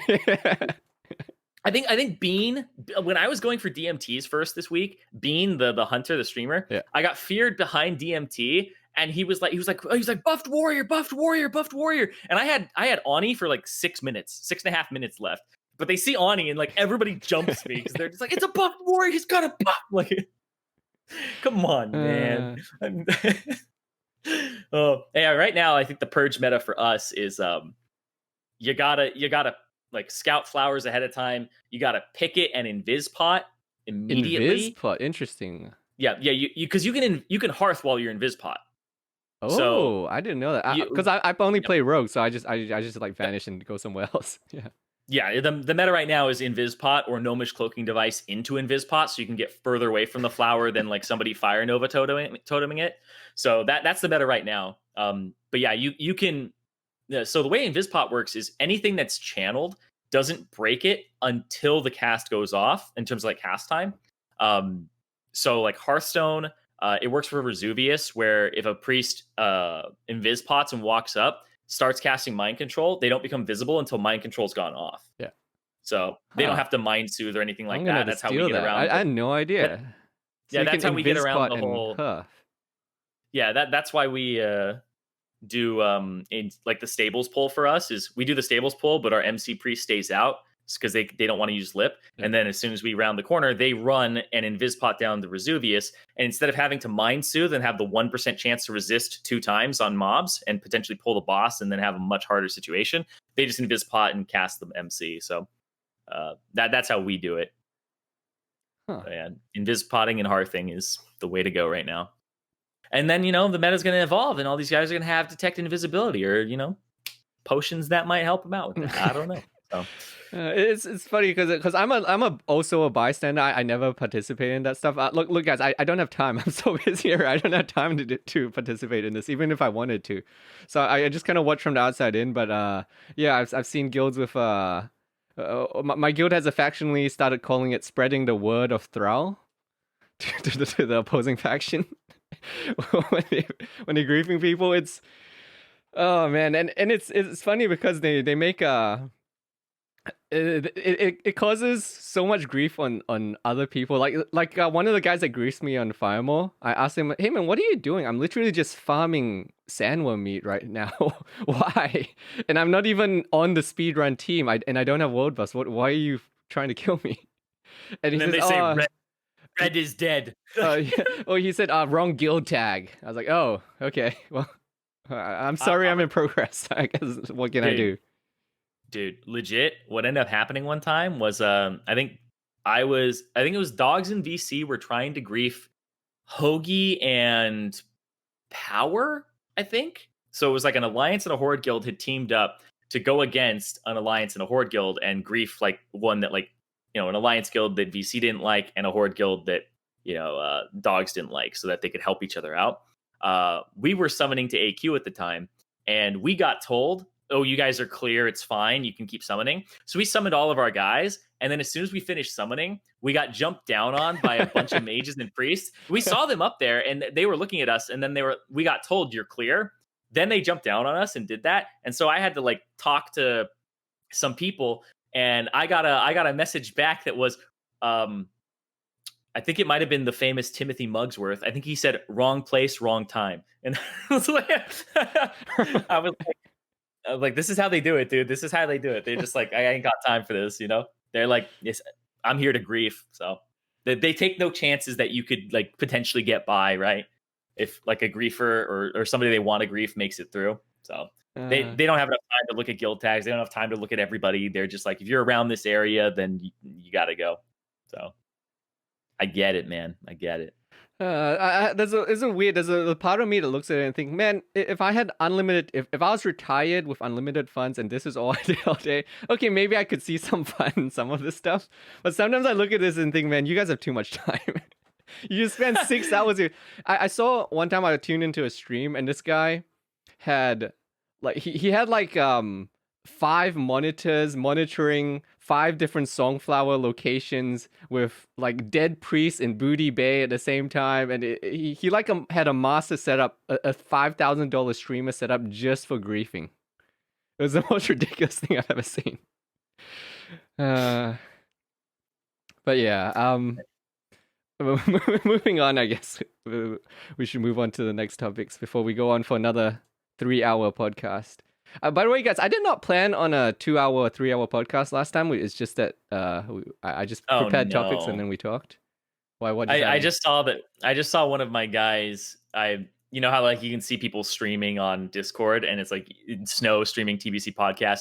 I went to one of my guys, Jalen, and it says streaming mushroom PvP. So I go to his server or I go to his stream, and there's a bunch of alliance on a mushroom and then a bunch of horde on a different mushroom having a standoff right now. Like it's a twitch.tv/Jalen BB JAYLEN BB, and they're just having a mushroom standoff right now. I hate this. That's our shroom they're standing on right now. I actually hate this. Okay, this does tie into like what I did want to talk about with Raidmasters and everything. This is one of the points. So you are participating in Raidmasters. Is it this coming? Is it 3 days? Raidmasters is over. Is it 3 days? Something like that. Mm-mm.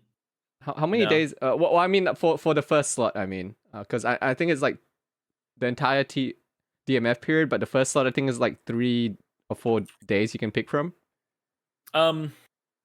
I think so. All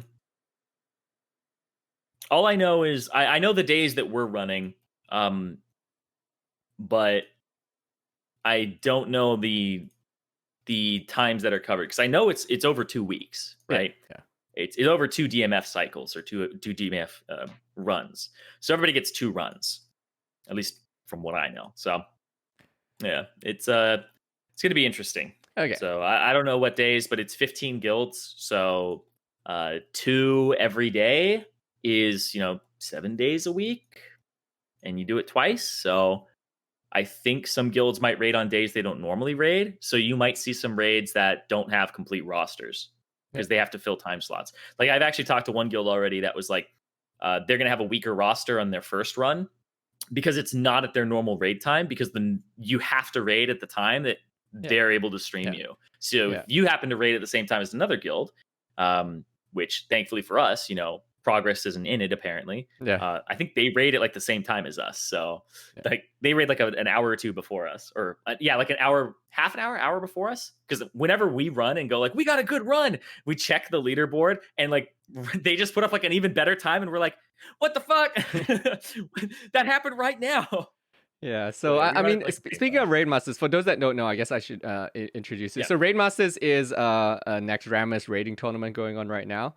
So I actually messaged Zirene about it before when I was just initially looking into it because everyone in progress was kind of talking about it and seeing whether we would do it or not, and there are some issues as far as like participating in Raidmasters. So people are asking like, hey, why isn't Progress participating in this? Why isn't Dream State participating in this? So here are the reasons why.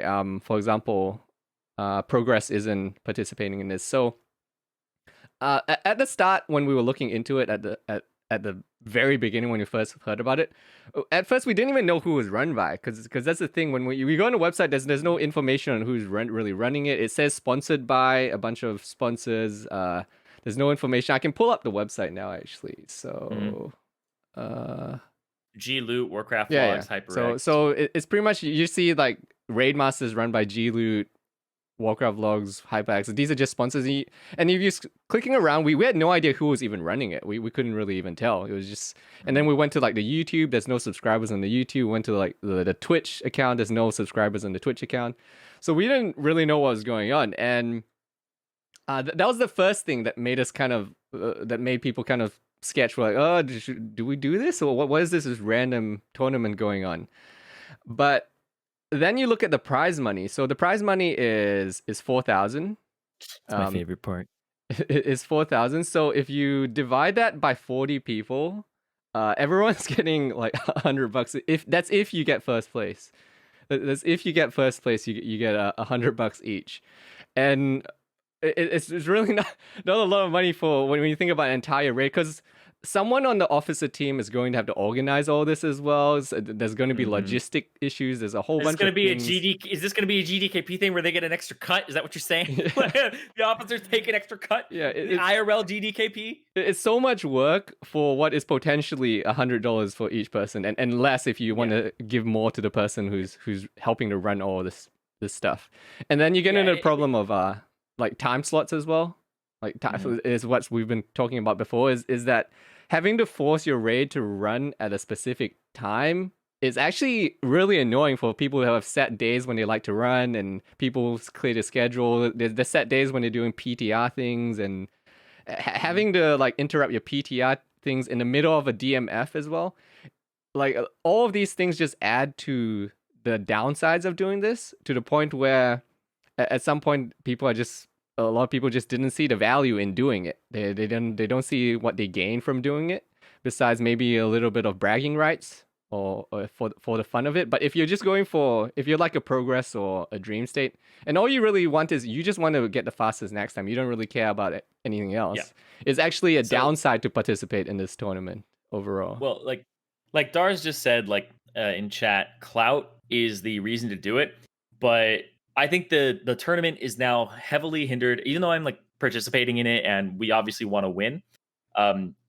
The win is definitely watered down by the fact that noobs in progress aren't there. We consider now like Rise, Tribe, and Salad Bakers to be like the biggest competition for us.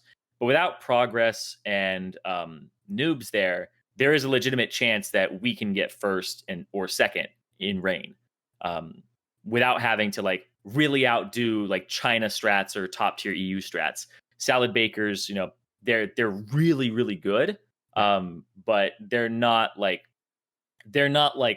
Progress or noobs in terms of just weird execution of like I mean like progress damage. Salad bakers just do so much damage. Like they're closer to us than the other ones in terms of blender strats, but it just execution wise, China's on a different level, and I'm kind of glad that they're not there in noobs. But like Salad Bakers is the one where out of the three, I think they're the least scary for us personally because I just don't think we'd be able to do what noobs does, and progress are just really clean when they're on.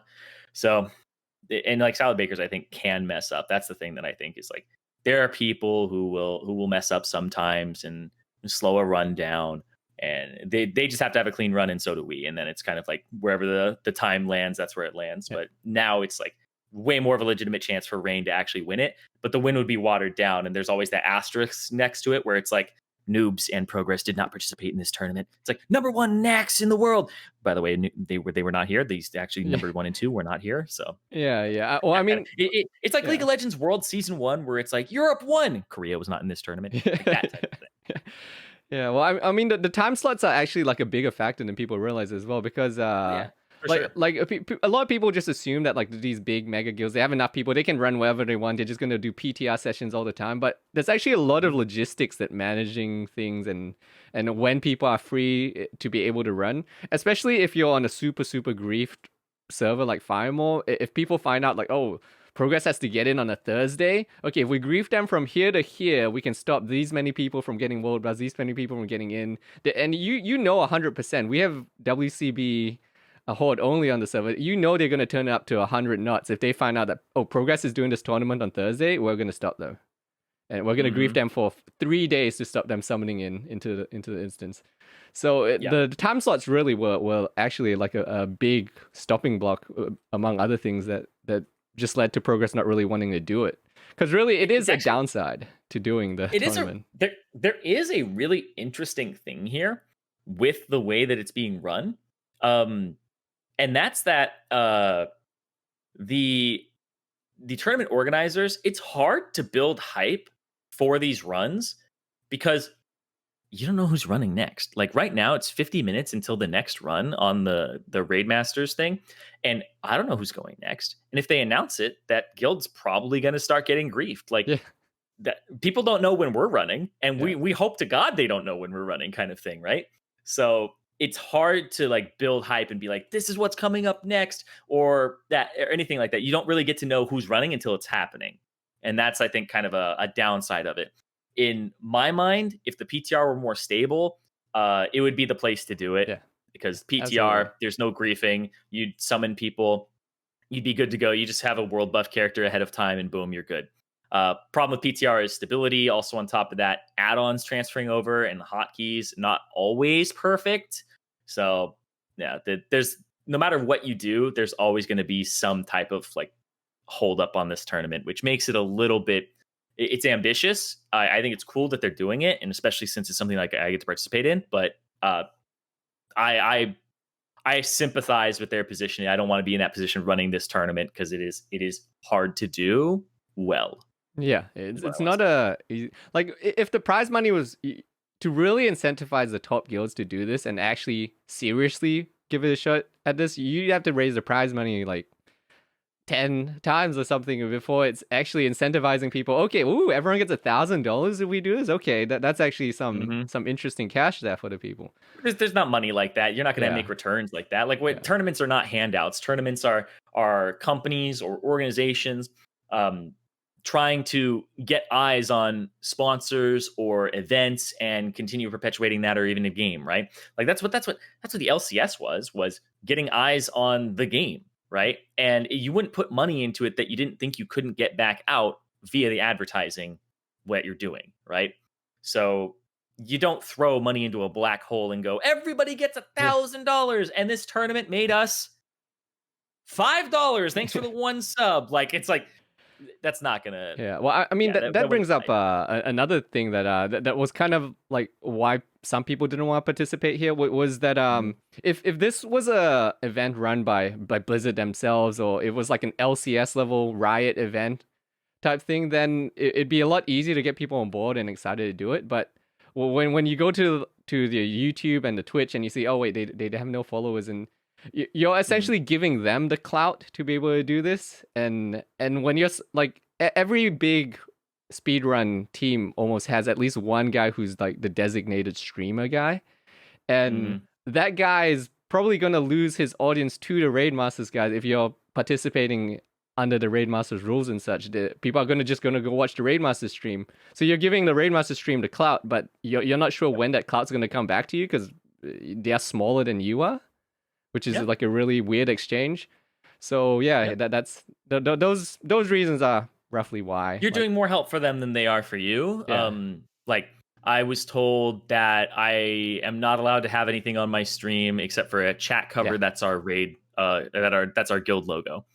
So that's all I'm really allowed to have on the stream, covering it. So nothing else, like no like photos. Yeah, like that. There's that's like right. stream guidelines. There's a whole bunch. Yeah, there's a whole bunch of requirements as well. If you're going to stream, you had to give them access to your Discord. You had to have at least 2 clean streams and then a bunch of audio workarounds and things like that. It was just a lot of hassle for not a lot of payoff. I think is why a lot of people didn't want to do it. Why are you smiling now? Yeah. Access to our Discord, huh? Yeah. No. Yeah. Yep. But yeah, people in my guild will know. But yeah, I think the biggest thing for us though out of this is like our GM has been really big on recruitment because Rain was not like, I think they were competitive in like MC and BWL, and then like a little bit in AQ they fell off because they lost their main tank and their off tank, I think, when AQ released, and their third tank became their main tank, and they just took big hits there, so they weren't really competitive in AQ 40, and that's why people are like surprised now that Rain is like a top guild in the world, because we weren't really on the radar for a lot of people for the last like 6 months. But they like basically absorbed my 6 best warriors from my raid when I disbanded and me. So they got like a big infusion of talent, and like one of their top 2 DPSers is like a warrior that was in my raid, Linny's.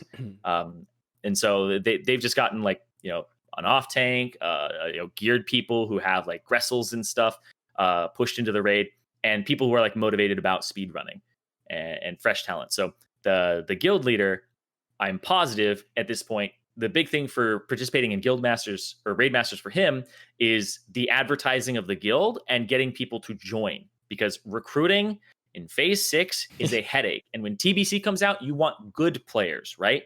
You want good players to help you guys like push content, level up. And then especially since we're going to still be alliance side in TBC, showing people that we're like here to play and that we're competitive, and this is an environment that people would want to be in if they are good players and they want to push themselves. That's kind of the selling point here for us to participate, is if we do well and we get first, our name is more out there and people will want to be here. Because we're not salad bakers, we're not progress, we're not noobs, we're not these guilds that if you're in those areas you want to apply to or even transfer servers to be on, right?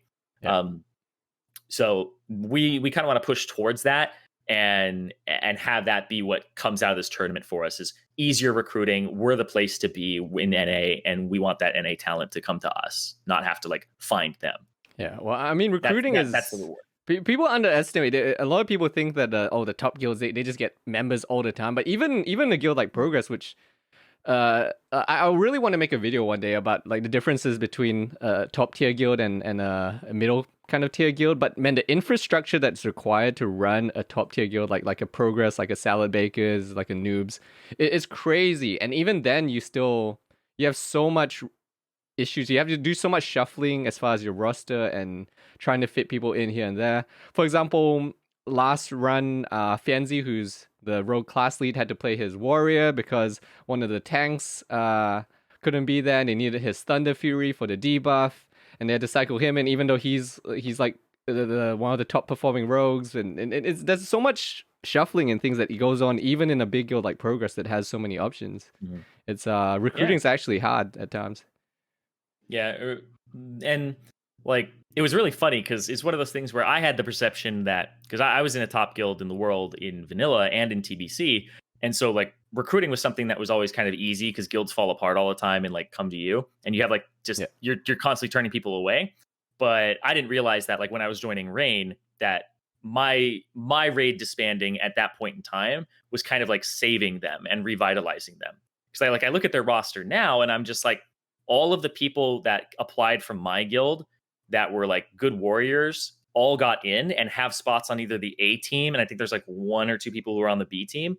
And like they fill these spots, and I look at like the whole raid roster, and it's like they don't really have like over 80 people to fit into those two raids. So having talent kind of funnel into these raids from raids that are disbanding is really good. Also, Power, I think, on our server said they were going to stop speedrunning. They were like number 10 for a little bit in the world for knack speedrun. I think was the highest they peaked. And they were good in AQ too. They have Medium. They had Medium as their raid leader. Some people might know him. And they said they were going to stop speedrunning. So a lot of their good players came over to us recently too. So our warrior roster just got even more stacked. And that's like every time that happens. How many raids are you running now? Celebrate. We do 2 raids and then a GDKP. Okay. So. Yeah. So I mean, a lot of people don't know. There's so much logistic stuff. Like even in a progress, man, we have 4 raid teams, and half of the raid teams just function just to keep more people coming through the guild and then gearing up the fresh characters, because people burn out. You got to have people replace it. You can't replace your top geared warrior with a horribly geared person who's fresh 60. Man, the just seeing when I see the logistics behind the scenes of keeping 4 raid teams going and all the different raid groups and everything, it's crazy. There's so much back end work that doesn't get seen. Yeah. And there's something that like what you had here is like our last topic was the guild plans for raid sizes and teams come TBC, to get back on a TBC topic here, and accommodating everyone. What we're doing on TBC release is we are assigning groups of 5, and that's your raid. That's your instance group. So a tank, a healer, and 3 DPS will be assigned to be paired together, and you will be running Hellfire ramparts and stuff. And we're just going to have people grind rep and instances to get to 70 instead of questing. So we're actually going to assign you groups and people. And if people drop from those groups, we get another person in, etc. So that's how we're planning to get to 70 and get people geared and ready for pre-dis and everything, is you'll actually have assigned groups. That means that there's going to be people like me who I'll have to play my healer for a group because we don't have enough healers for every group. We don't have enough tanks for every group, right? I'm going to have to play my gnome and my human, even though one of them will be the ones that's going into raids. And especially since Karazhan's going to be like the 10-man roster or 10-man raid at the beginning, you're going to have a lot of Karazhans. We're going to have like 4 Karazhans on the same day. Is I think the plan right now is you're just going to run them back to back to back, and people are just going to swap characters or take like an hour break and then come back on for the 3rd Karazhan after they did the first one. And it's just going to be like that. It's kind of going to be like how some guilds ran ZG. But you won't be able to accommodate everybody. But I think people are going to be pleasantly surprised at what's going to happen in TBC is you're probably going to split into 2 raid rosters, and you're just going to add some people. Like, I think people are going to be pleasantly surprised that you can probably accommodate. I think I just said the opposite of this, but this is what I mean. You can probably accommodate everybody, just not into the same raid, right? I think you'll have your 40 or your 80 people divided into 3 raids, and then some people will have already quit or joined a different guild or re-rolled, and so you don't really have to deal with more than more recruiting. But right now, if you have 1 raid team, you probably just split in 2 and then add a few people. And that's it. Yeah. So I don't think it's gonna be a problem. Yeah. So what you're talking about with like, because for people that don't know, if you're new to TBC, the raid changes from 40 to 25 each. So essentially you can have 2 raid teams if you just add a little bit more people. If we're just talking about 1 raid team becoming 2, just add a few more people and you have enough for 2 raid teams. And I mean, guilds already aren't doing, like, if you have a 40-man raid, you don't have 40 people. You have more than 40 people because people are going to be absent and such. So it's not the end of the world. But the reason I actually added that onto the topic list is because my guild's doing something interesting with our roster. Not on the progress side of things. Progress is doing things pretty standard, but my NA guild is taking everyone in, and because it's just Karazhan, right? Initially, it doesn't really matter. You can pog. It doesn't really matter at the start. So we're letting anyone play whatever they want. They're not allowed to swap to a class that we have too many of. Like you can't swap to a rogue now because we don't need even more rogues. Yeah, gear everything. Yeah, right? yeah. So we're just gonna let everyone play everything for the initial steps, and we're gonna run two raid teams essentially, and then all the cars and runs, however many cars and runs are there, and then we'll fill the slots with the outs. But what we're doing beyond that is we're actually not going to recruit. So our plan is we're not going to recruit for the early phase until people just fall off by themselves and we have just normal guild decay. And we're going to transition into just one raid team down the line. So our plan is to run the 2 raid teams and then slowly cut down to that 1 raid team. And the only scary thing in between is going to be we might have to fill in with outs in the transition period when we get to that awkward period between 1 and 2 raid team size.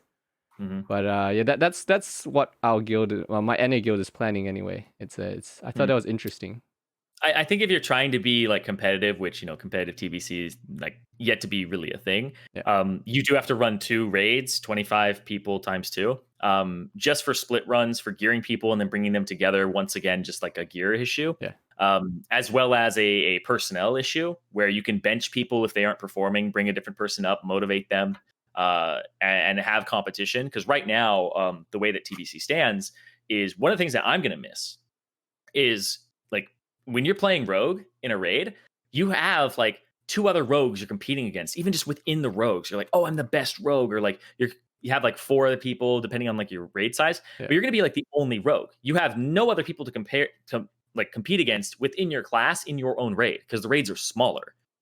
If you're like a major or warlock, you have like 1 or 2 people, or like it depends on the size, right? If you have a tank, you don't really have like another warrior tank buddy that you're like swapping ideas with. So having another raid where there's another person in there and you can compare logs across raids and you can kind of talk to each other about that, I think that's kind of the thing that is going to be replacing having inside of the raid competition. It's going to be cross raid competition, which I think will motivate the competitive people. So I'll miss like talking to my buddies about like flexing on them with DPS or whatever and swapping strats or like min maxing, but I think ultimately you're going to have a more condensed group of better players, and you don't have to bring quote unquote dead weight and stuff like that. And everybody has to earn their slot because there's less of them. So I think it'll lend itself to being a little more competitive in a sense. Yeah, I didn't even think about a class competition thing because really when you within the guild, I feel like in my previous guilds on the NA side of things, the rogues in my guild have always been fairly good as far as just mechanical performance and such, but that's a lot of that is just because you have one sweaty guy that starts motivating all the other sweaty guys to try to keep up with that one sweaty guy in the lead, and it just leads to everyone just being more and more sweaty to perform at that level. I actually think, just talking rogue for a second here, rogue is one of the most interesting classes in terms of intercompetition within the class, where you aren't warriors, right? You're not like the top DPS. So you compete, the top rogue will compete against the warriors and like try to flex on them or try to outdamage them. But rogues literally only bring distracts and I guess suns every now and then, but DPS to a raid. And if you aren't doing DPS, then it's like, why bring you? So when one person gets sweaty and starts doing min-max stuff, starts like trying to get as much as possible, bringing like 30 dense dynamites, holy waters, etc., it's going to motivate everybody else. And when you get to TBC, there's only room for like 1 rogue, potentially 2 in a raid. And you're going to find that being the rogue in the raid, you're going to have to stay on top of yourself. Like you said, there's not going to be somebody else to really motivate you. You have to be on top of yourself. And I think rogues are actually going to be one of the classes where you're going to find some of the most self-motivated people at the top who are trying their best to bring what they can to the raid, from DPS to distracts and all of that. I think rogues in general have been that way for a bit, but I think rogues are one of the classes where I don't know. This is my experience, but all rogues in all the raids I've been in, we all love each other and watch out for each other, but we all secretly kind of hate each other at the same time. where we're all like happy for each other, or like somebody pumps and stuff like that. But when you're fighting the boss, everybody's like really competing against each other all the time. Have you seen that one clip of Peo when he's on Saffron and he watches the rogue next to him take the dot on him, and then he's like, "Oh, don't debuff him, die!" And then he dies, and he just starts celebrating. He's like, "Yes, top DPS." We all hate each other, dude. We all hate each other, but we love each other because we're all in this together. Where we're like, we all play this shit class. Let's go. We did it. We're in this raid, and then it's like, I'm the best at this shit class. You better watch your fucking back, man. Like us rogues are shady, dude. We're pretty It's shady. going to be interesting in TBC for sure. Yeah, I didn't even think about the fact that I know if you're just one rogue in the raid, who do you compete against? You just compete against yourself. It's going to be interesting min-maxing there as well because you won't have that reference point. Sometimes you just have another rogue in a raid who just destroys you on the fight, and then you have to look at, oh, what did he do? Like, why did he just do that? And then you learn from that. He's got Gressel and I don't. No, it's like. then the list of excuses come out. I didn't get my buff got pushed off. He has Gressel like the 4-piece procced more. Oh, he had the druid rejuvening him. Like literally everything comes into play at that point. Like it because rogue is not a difficult class to spend your abilities correctly. Your rotation is pretty standard. There are some unique things you can do based on like your energy gain that you get from your 4 set now. But it's basically stack all of your cooldowns, get your slice and dice up, and make sure that you use everything at the same time. Your blade flurry is optimized, and nothing bad happens. And that's how you play rogue, right? It's like as long as nothing bad happens, you're good. I think the only thing that I think is really diverse is if you're daggers and you go for a vanish ambush and you can get it immediately and it crits, then that's like, oh man, you're lucky, but was that the right play? I don't know. It depends on how quickly you got it off. But rogue is pretty simple in all things considered because there aren't a lot of decisions you have to make, except when the boss is like getting low or like how you're upping your slice and dice. It's pretty scripted once you know how to do it, right?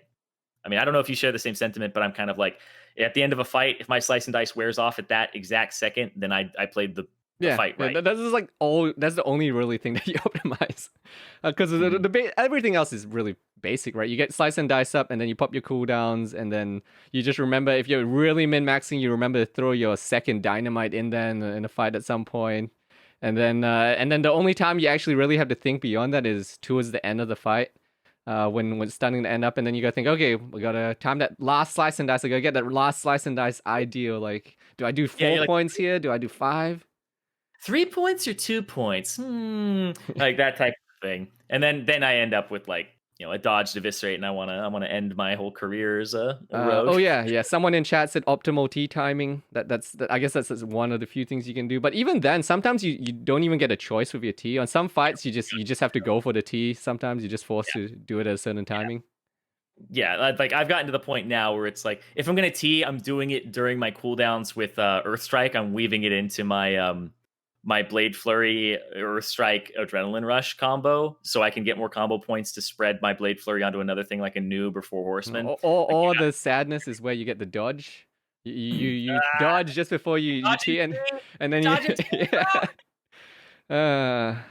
Always fun. I hate that so much. Yeah, thankfully, 41st talent point in TBCs, your finishing moves can no longer be dodged. Thank God. Question. You play Sword Rogue, right, on your Rogue? Yeah. What do you think about the pre-patch for Rogues? We can end on this topic because it looks like Dagger Rogues, man. I kind of want to grind pre-patch rank 14 weapons and just play swords, because it looks like swords just has the advantage as far as like pre-patch talents. Because with daggers, you're kind of stuck putting some points into other stuff like opportunity, if I remember correctly, and swords you don't have to. You've got the extra points to spend and get all the way down to that combat tree. Yeah, but the problem is you lose out on lethality, right? Because you can only go 10, 40, 1, 0. So you're gonna put at least 15 to 16 points inside of the assassination tree, and then you can put those points in. I don't know if that gets you to. I don't think that gets you to blade twisting. Let me check really quickly, because all I remember from pre-patch is playing Shadow Step and loving that, or combat potency, I think is what it was. Yeah, combat potency. Yeah. So you can't really get down to combat potency without sacrificing lethality. Is that correct? Yes. Yeah. So you can't really get there without sacrificing lethality, which is not a DPS gain. unfortunately. So you kind of gain like a 2% agility, and not much more. Uh, so it's not really that good in the pre-patch for rogues. I think like the biggest change is just having backstab be moved to uh, the combat tree, or the assassination tree. Now, the thing that I'm curious about is I don't remember if mutilate ends up being really good in the pre-patch, because you can go 41 points into assassination and still get opportunity, um, and then also get the precision talent, right? Yeah. And get like 5 extra hit. You won't have like the offhand damage extra, but I think mutilate it actually ended up being pretty good in the pre-patch. I'm trying to remember, but I remember Seal Fate mutilate being good. That's all I remember. But Yeah, I'm not sure actually. Yeah, I haven't even looked at mutilate, but I feel like it's not going to be good, but I'm not sure. I guess we'll have to find out. Pre-patch is going to be a mess though, with everyone having crazy talent builds and things. yeah, because like I mean, there's Seal Fate, and then you have like find weaknesses. Your finishing moves increase the damage of all offensive abilities by 10% for 10 seconds. So having like something that already hits for like what 3k hit for 3.3k, right? And it's just extra damage. That's 10 seconds worth, which is 100 energy, which means you're probably getting 2 mutilates or 2 backstabs within that time if you got a relentless proc Yeah. for 25 energy back. So yeah, it's basically your next 2 backstabs or mutilates hit 10% harder, and then you just use another finishing move if those crit, and you get slice and dice back up or eviscerate. So I just remember mutilate being really good at the start, but we'll see, right? Yeah, Because yeah, we'll see. you go 41 points there, you get like improved sinister strike, because you always get that. You get the 3 points into imp slice and dice, and then you can put points into precision, and then you get opportunity. That's like at least the mutilate build that I remember at the start, because mutilate's also 2 combo points for 60 energy. Yeah, And then if it crits, it's 3. So mutilate is like ridiculously good at the start. Oh, that's interesting. Yeah, I didn't even think I'll have to look at it. I guess we'll see when pre-patch comes, because who even knows what the DPS is going to be? Are mages just going to be insane? Mages, warlocks, hunters.